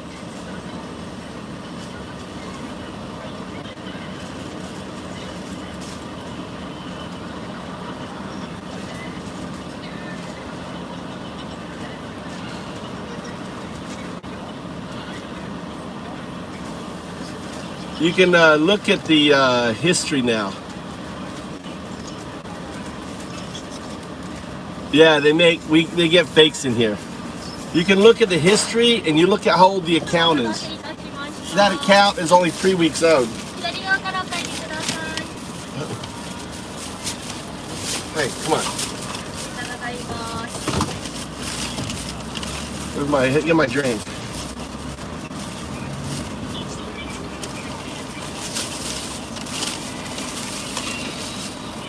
You can pour your drink all over yourself.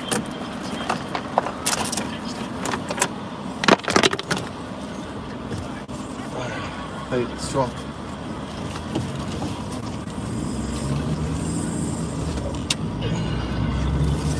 Straw, Charlie. Do me. I'm driving. What the hell? God damn. Why?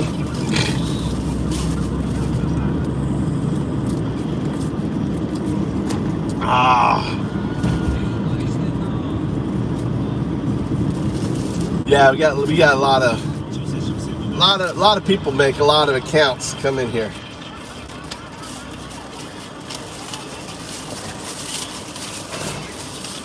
What are you trying to do, Mikey? There goes your fucking. Whoa. Mikey's throwing his drink everywhere. Monday?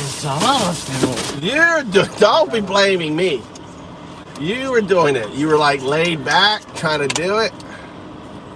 You get it everywhere? You get all over my car?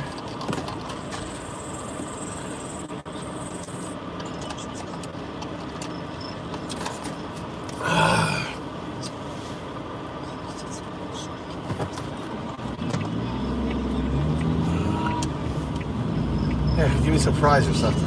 Need something to chew on.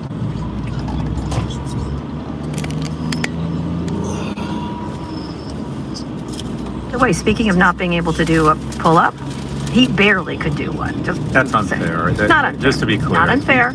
It was a challenge. No. You're referring to a challenge, Yes, which I'm going to do, where it's 100 push-ups and 50 pull-ups, and that was his 50th, which is terrible form. But Secretary Hegseth is actually in great shape. So is RFK Jr. And by the way, I'm going to do the same thing. Are you? I'm going to kick both their asses. Oh, okay, good. But I'm just saying, this like performative masculinity is so strange, and this is the idea. This is what like teenage, very badly raised teenage boys think of as manliness. Like you're right. You've written a whole book on this. We're not going to raise up warriors, not just defenders. They are warriors. They just happen to defend. Press 9 if you're thinking of leaving us, or press hashtag here. Stop. Okay. Let's fix this. Swap out tedious call menus with 11 Labs conversational AI agents. Hey. And the word violent, lethality, it's just, I don't even understand it. It's so weird and fucked up. I mean, this is such a bad message to young men. That's the other part. Real men who are in great shape and have the ability to deploy violence should they need, they're the ones that break up fights in bars. They don't start them. Correct. They're the ones that don't shitpost their country. They compliment it and defend it. They're the ones that their first instinct is towards protection. It's towards defense. It's not going on offense to try. We live in a world where no one nation has the power to take over the world. And the notion that, what are we going to name? We're going to change the name of the Coast Guard to Coast Attack? Right. I mean, it's just, this is unnecessarily performative. It sends entirely the wrong signal. It's going to make recruiting harder. It's a bureaucratic nightmare for all, just from stationary to treaties that say Department of Defense. It doesn't reflect. the most violent nations in the world, whether it's Russia or North Korea, they call it defense because they want to say, no, we're here to defend. The U.S. is about defending its interests overseas, and when it needs to, it can go on offense like no other entity in history. There's no one is saying, oh, those Americans are so gentle. We've had so many military incursions. We have killed so many people, and the notion that changing the name where we are screwing up is this faux macho. Yeah, is I thought it is died limiting, in like the 80s. I thought this faux macho thing died. It's limiting the talent pool. You need. The only thing that contradicts what they're saying is recruitment is up. Recruitment's up like 10%. So. For thoughtful people who believe in our nation and believe in our defense, and also I do believe there are a lot of people out there that want to kill us. I believe in going on the offense militarily. I just do. And if we don't, then let's take our military budget down to $200 or $300 billion because we use the money and Canada's not about to invade us. So I'm all for an offensive strategy, but it's there to protect our interests, defend our allies. It's not there to conquer nations. Yeah, I think we'll go get something. Yeah, that shit's over. That era's over. We're not going to decide, okay, I mean, you could argue, and I would argue that there's a strategic interest in displacing Maduro and then having a very strong alliance with Guyana because of that light sweet crude they have. I get that, but that's going to be done through diplomacy, maybe some covert operations, but it's about information warfare, economic sanctions, deterrence, all kinds Department of War. Same that's thing just with JD Vance and we'll just bomb whoever we want without proof of anything. It was insane. Like, I'm so sorry, JD, your mother was a drug addict, but you really have to stop. Like, it's really, like, it's so extrajudicial. It's so Duterte. It's so not American, like all this stuff. It's so un-American, but it's just, I mean, they're all just to correct the record, I realize, by the way, I think Hillbilly Elegy was a brilliant book. I think he's a fantastic writer. I think he's a very intelligent man. But also, let's just clarify a little bit about J.D. Vance's Appalachian upbringing. This was a guy taking golf lessons in high school who tried out for the varsity golf team. I mean, he's definitely rebranded himself a little bit more country. He's definitely gone a little bit more Maria, Donnie and Maria in terms of his upbringing. I know, I agree. But I'm just saying, this is all it's such small dick energy. And then with all we'll get to that in a minute. They're all fighting with each other, talking about throwing hands. All these, it's ridiculous. They're ridiculous. Leslie Bissent is getting in fist fights. Yeah, with the guy, and the guy he was yelling at is an asshole, punchable face, no question. Faulty and.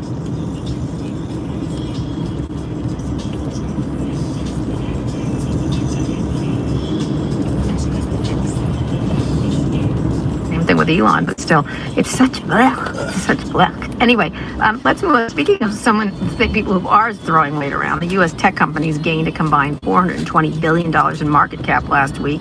The gains lifted their total value to $21 trillion, making the third of the S&P 500. You have referenced this many times. Well, one cause of the jump was Google's antitrust win in the U.S. The company is facing a new $3.45 billion fine in the EU for anti-competitive practices. Not off the hook. President Trump threatened the EU with an investigation that could lead to higher tariffs over the fine. Whatever. Any prediction here for what the rest of the year? You know, you did pick Google, as you noted, but this is a lot. This is like a little too much of the S&P when we should, as you said last week, focused on the other 400 companies, not these 7 companies. Right? Everything from the tariffs to what's going on with this new AI bill that basically gives them free rein is essentially a transfer of wealth from the 490 traditional or more traditional companies in the S&P to the Magnificent 10. And I had dinner with a friend of mine who works at Apollo, and he said something just fascinating. He said that to justify the current valuations of the AI-centered companies, specifically the Magnificent 10, it implies that they're going to be able to find an incremental $1 trillion in revenues or efficiencies from their clients, right? What that means is, okay, if we buy more NVIDIA chip and have enterprise licenses with Anthropic or OpenAI, we'll be able to cut $1 trillion of the cost. So far, I would argue the vast majority is coming from efficiencies, which is Latin for cutting your legal expenses. I talked to a Fortune 500 company CEO last week. He thinks that this year they're going to reduce their legal expenses by 1/3 and next year by another 1/3. Yeah. Right? So one of two things is going to happen. If you think about $1 trillion in quote unquote savings, right? And there are 150 million Americans who work. It's only 150 million. And assume half that industry is immune somewhat from AI. Chiropractors, plumbers, masseuses, whoever it is, right? Hairdressers, they're somewhat immune from AI. Let's assume that half the market, and that's probably generous, is susceptible to these quote-unquote efficiencies or cost cuts in AI, which is Latin for you need less lawyers, consultants, whoever, right? It's just a huge destruction. Producers, the 192 people that are about to be laid off from the Colbert Show as he takes 6 to a podcast. If you assume a load factor and salary of 100,000, $1 trillion is 10 million jobs. 10 million jobs from a universe of 75 million is about a 15% destruction in employment. A 15% destruction in employment in any industry over the next 24 to 36 months is literally Armageddon. That may not sound like a lot, but that means that industry is in a state of chaos. So one of two things is going to happen. Either these companies' valuations are going to get cut in half, or we're going to have massive employment destruction across a small number of industries. Now, someone would say, Scott, there's a door 3 and that it creates incremental opportunities and incremental revenue. We see that. I don't see any companies saying, we're putting out a new car because of AI that's making us more money. I don't see L'Oreal going, we've launched new moisturizers using new markets for us. What you're seeing is big companies saying, Efficiencies. we're gonna starch out a lot of costs with AI. We're gonna make more money. So which is it? Money. Either these companies are going to get cut in half, or we're going to see a massive, and maybe that's capitalism. I'm not saying it's a bad thing, or we're going to see a massive destruction. Excuse me, how many languages do you speak? I speak 3 languages, English, Spanish, and French. Okay, let's test that. ¿Qué hace normalmente los domingos? Duermo hasta trabajar. And reduction in costs and the means of production, which is Latin for massive layoffs. I actually do say it's a bad thing because those are consumers who don't spend, right? Those are it's a problematic situation. People feel, look, every tech person, anytime you say, they're always like, every tech change has created more wealth. Okay, let's see that. What is it? Explain to us. Well, it's shareholder wealth right now. It's shareholder wealth. That's correct. It's stock wealth. And so the question is, you remember I'm not going to say who it was. Scott and I had sort of a drinks with someone. And he was saying, remember he said he was going to cut his software people from 6,000 to 2,000 or some number like that. It was some massive number. That was about a year ago, noticing efficiencies. But again, it didn't make a better product or a new product or move into new areas. It was only just cutting people. That really. Well, I'll do the straw man. So the average in 1995, the average profit margin of the S&P 500 was about 5%. Today it's roughly 11%. So the average profits have more than doubled. That should imply that they in fact have more money, and the bar for greenlighting new products, new ideas, new factories has been lowered, and they are making massive capex investments. If you are good with your hands and comfortable in a construction site and are willing to go 12 or 24 months and get a degree in specialty construction as it relates to nuclear power plants, you can probably make $150,000 by the time you're 23 or 25. So there is going to be new jobs, new creation out in the way of this destruction. Now, unfortunately, a lot of that additional margin is going to profits that companies like Apple are spending on share buybacks, or $110 billion. Apple spent more on share buybacks last year. I believe it was $110 billion.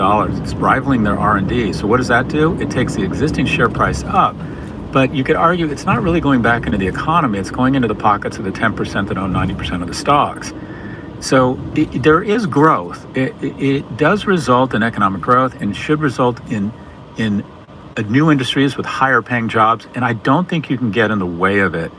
But what we're really bad at here, we're really good at figuring out ways to lay off people and force them to find industries where there's growth and create more profit and more margin. What we're really bad at is figuring out systemic training and means to help give those people the runway such that what happens is, did you see all these farmers complaining about? I mean, and no one has. It's like the world's tiniest violins. 2/3 of farmers voted for Trump, and now they're all freaked out. Oh, we voted for racism, but not this. Yeah, but they're all freaked out, and they're all asking for a bailout. And these were the same people. Two-thirds of farmers voted for Trump, and now they're all screaming for a bailout. Well, Two-thirds of farmers voted for Trump, and now they're all screaming for a bailout. 2/3 of farmers voted for Trump, and now they're all screaming for a bailout. 2/3 of farmers voted for Trump, and now they're all screaming for a bailout. horrified by a student loan bailout, right? I agree. We should have capitalism. Companies should go out of business. If we have technology that puts, Colbert's team out of work, or mediocre lawyers out of work, or mediocre consultants, I'm all for it.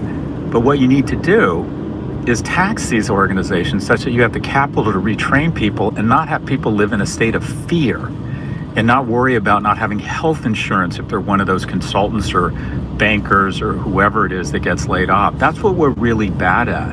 But You we also, are. can I just Sorry, point go out, ahead. you put up something about taxing the rich. I thought was interesting, your statistics about how we've moved from 90% to like 28%. Well, we'll talk about that when we talk about Elon. Right, But okay. our taxes on corporations are the lowest they've been since 1939. And with these deficits, it's pretty easy, folks. We got to do one of two things. We either got to spend less money or we got to tax people more. Otherwise, our kids are just not going to have the benefit of the investment in public infrastructure and technology and education that we've enjoyed.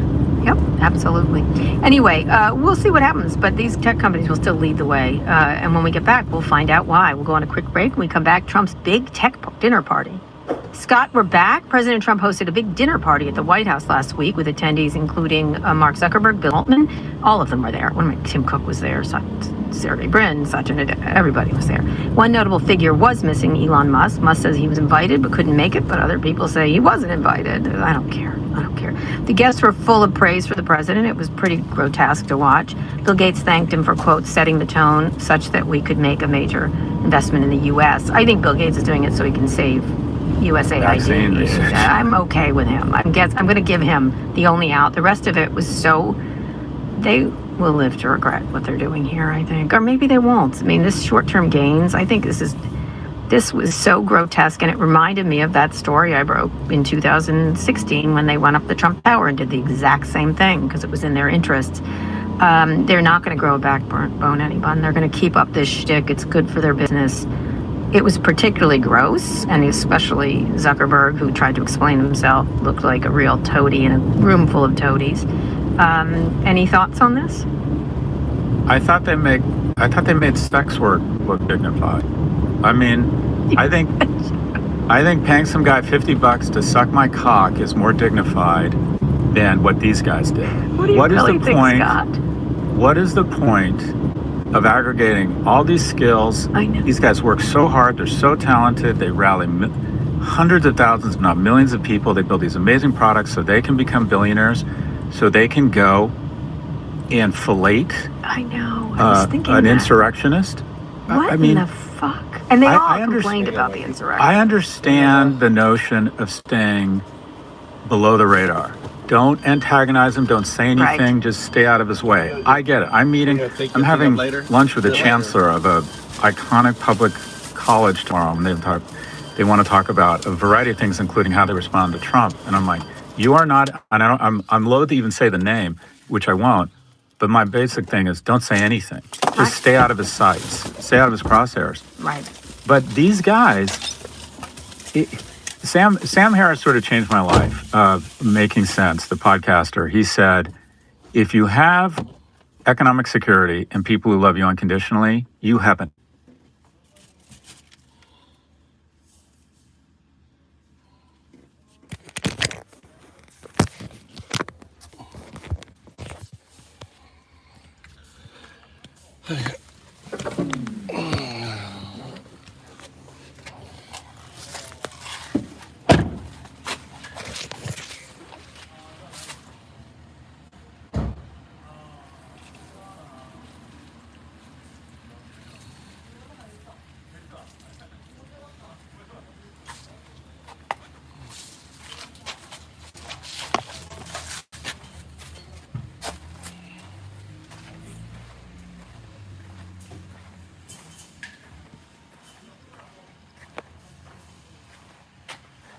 How many figs? I got one up there. Another fig up there.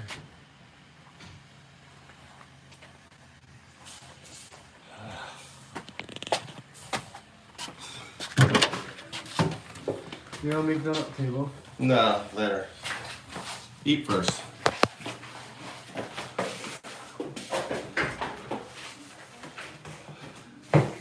Nice view.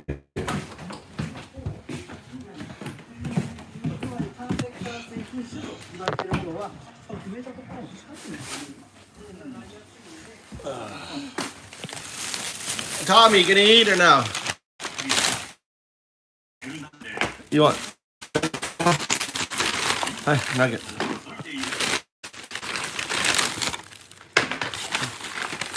Cool. You want a bite of my hamburger? Huh?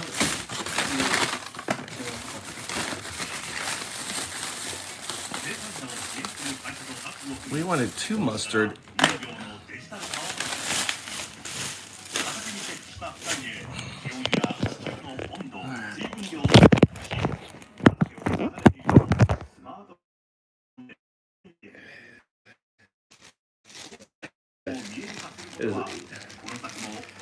Check it out.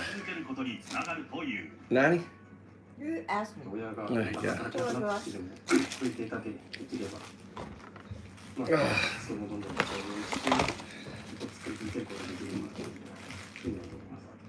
Hmm. 自然戦おうというどんなひどい状況が来てもちゃんと育てられるみたいなところが理想論としてできたら Gotta water the plants. 変化に苦しみながらも日本の食料基地としての役割を果たす生産者たち。 Well, この後気になる野菜や米の最新情報を中継でお伝えする。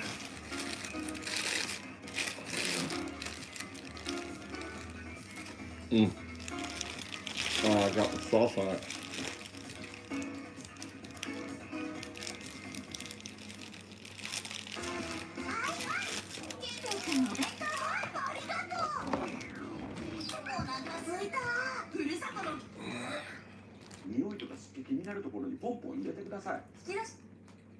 というか、そういうものに対して6つぐらいワクチンの狙い目ってやつを入れて How's your golf? 予測していくんですけど、例えば当たった年ワク You チン done already? ちゃんとしたものが当たった年っていうのはものすごく効果が高いし、不幸にもその予測が外れてしまうとそうではない年もありますけど、ただ一般的に一定の予防効果はもちろんあるので、They got eaten. 打ちますし、もし大変なんか変なのかななんて思いながら。何の番組かも分かってない。ボード番組。 15 piece.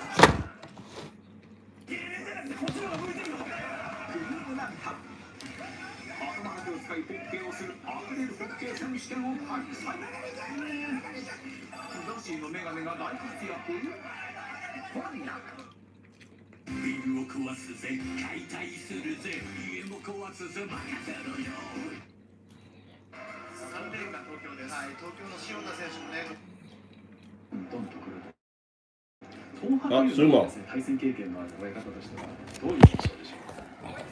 そうですね。東白龍もどっちかっていうと細かい軽い感じの細かい突っ張りなんですね。パンパンパンパンパンパンっていう感じで、そこにたまに思いっきり上から首根っこを押さえつけてる引きとか、で引き足も速いですからね。運動能力が高いんですよ。なるほど。はい。で、あんまり見ていきすぎるとたまに足も出ますから走ってきたりとか。一気に出てくるんですよね。もうすごく攻めに緩急がある力士ですね。難しいですね。待てば出てくるし、攻めれば横にいなしてくるしと。前に後ろに横に行って攻めの幅がたくさんありますからね。Is the start of a new season, Mama? そういう意味で秀ノ海あまりこうドドッと前に出るような位置ではありませんが、腰をねすごくどっしり構えて、相手に攻めさせるような力士ですよね。どちらかというと、ポテトないのママ。ない。受けて立つような。その中で自分の形を作っていくという。Who's gonna win? They're trying to psych each other out. They see how they stand up, trying to psych each other out. That guy stood up that time. I think that guy's gonna win. That's the winner right there. What do you think?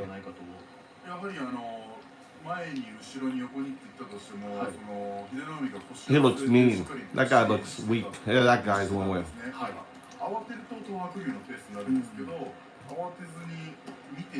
He looks younger. On the left. Look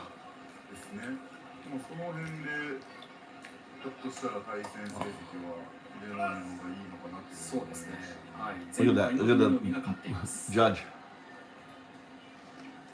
賭博流からすると慌てさすことが大事ですね。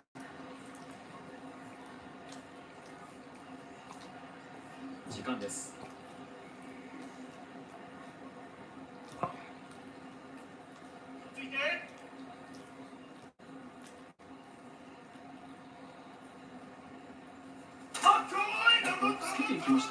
Look, he's quick. The young guy's quick. Oh, my guy lost. He had speed, didn't he? Now he goes collect money. Look, he's gonna go get money. Now he gets paid in cash. Look, watch him. Look. How come he didn't get cash? Look.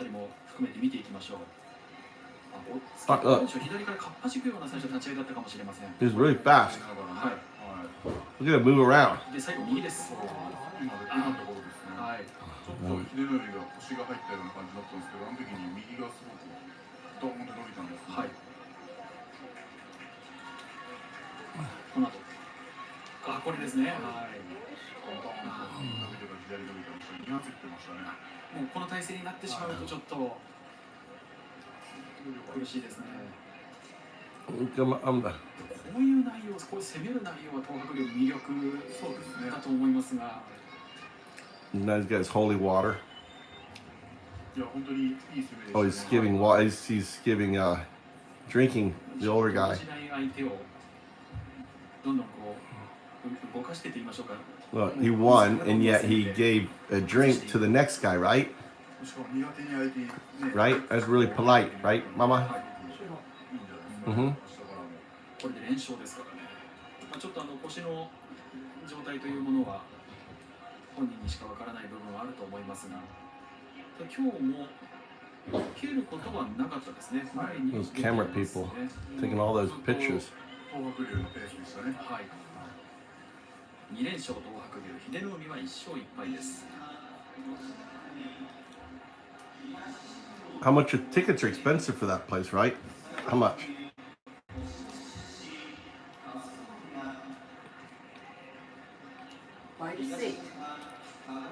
The close seats. How much are the close seats? The green. You see the green? And then there's pink.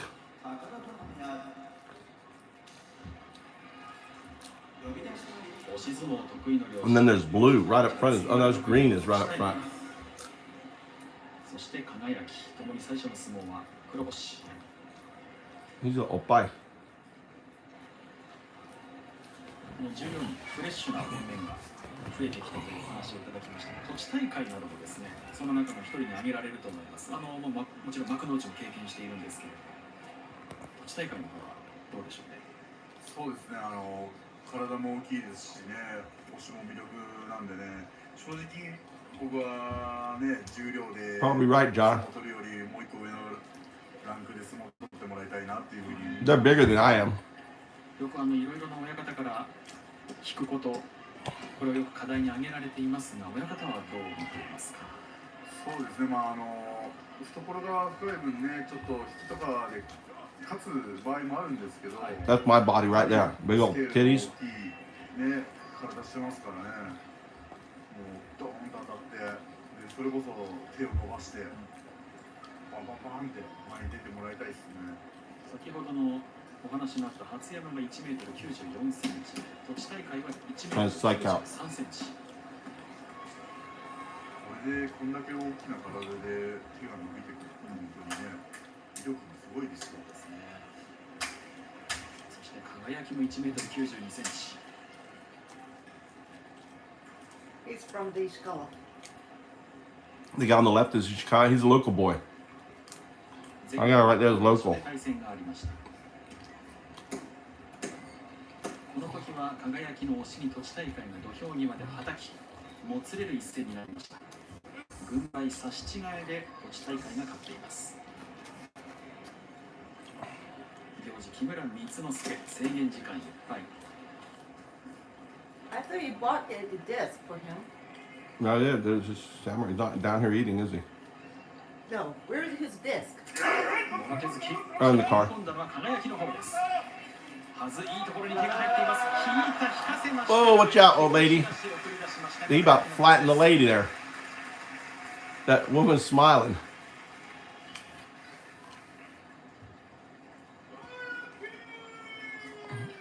Ishikawa won. Our local boy won. Boom. Look, breaks the. He's breaking the arms. 少しずつ前進していったのは輝き、そして引かせました。もう足がそのまま出ていましたね。はい。どうでしょうか、今日の相撲ですが。はい、輝き頭からしっかり当たって足も踏み込んでですね。で、その相手の突っ張りにも下から当てがいながら、はい、はい、体は大きいけど丸くなりながらいい相撲だったと思いますね。今日は都知大会の方がなかなかこう手が伸びない、伸びる間をその輝きが与えませんでした。輝き1勝1敗、都知大会は連敗です。 Look at this guy back here. 決まり手の発表はまだありません。 He looks like a Yakuza guy with a red jacket. He's got double prey beads on.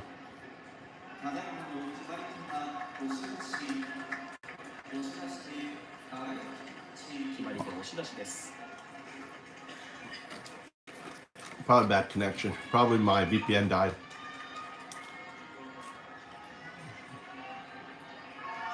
I'm about to get off. 3:30 here. I'm just gonna take a break. Maybe on an hour or so. Be back later.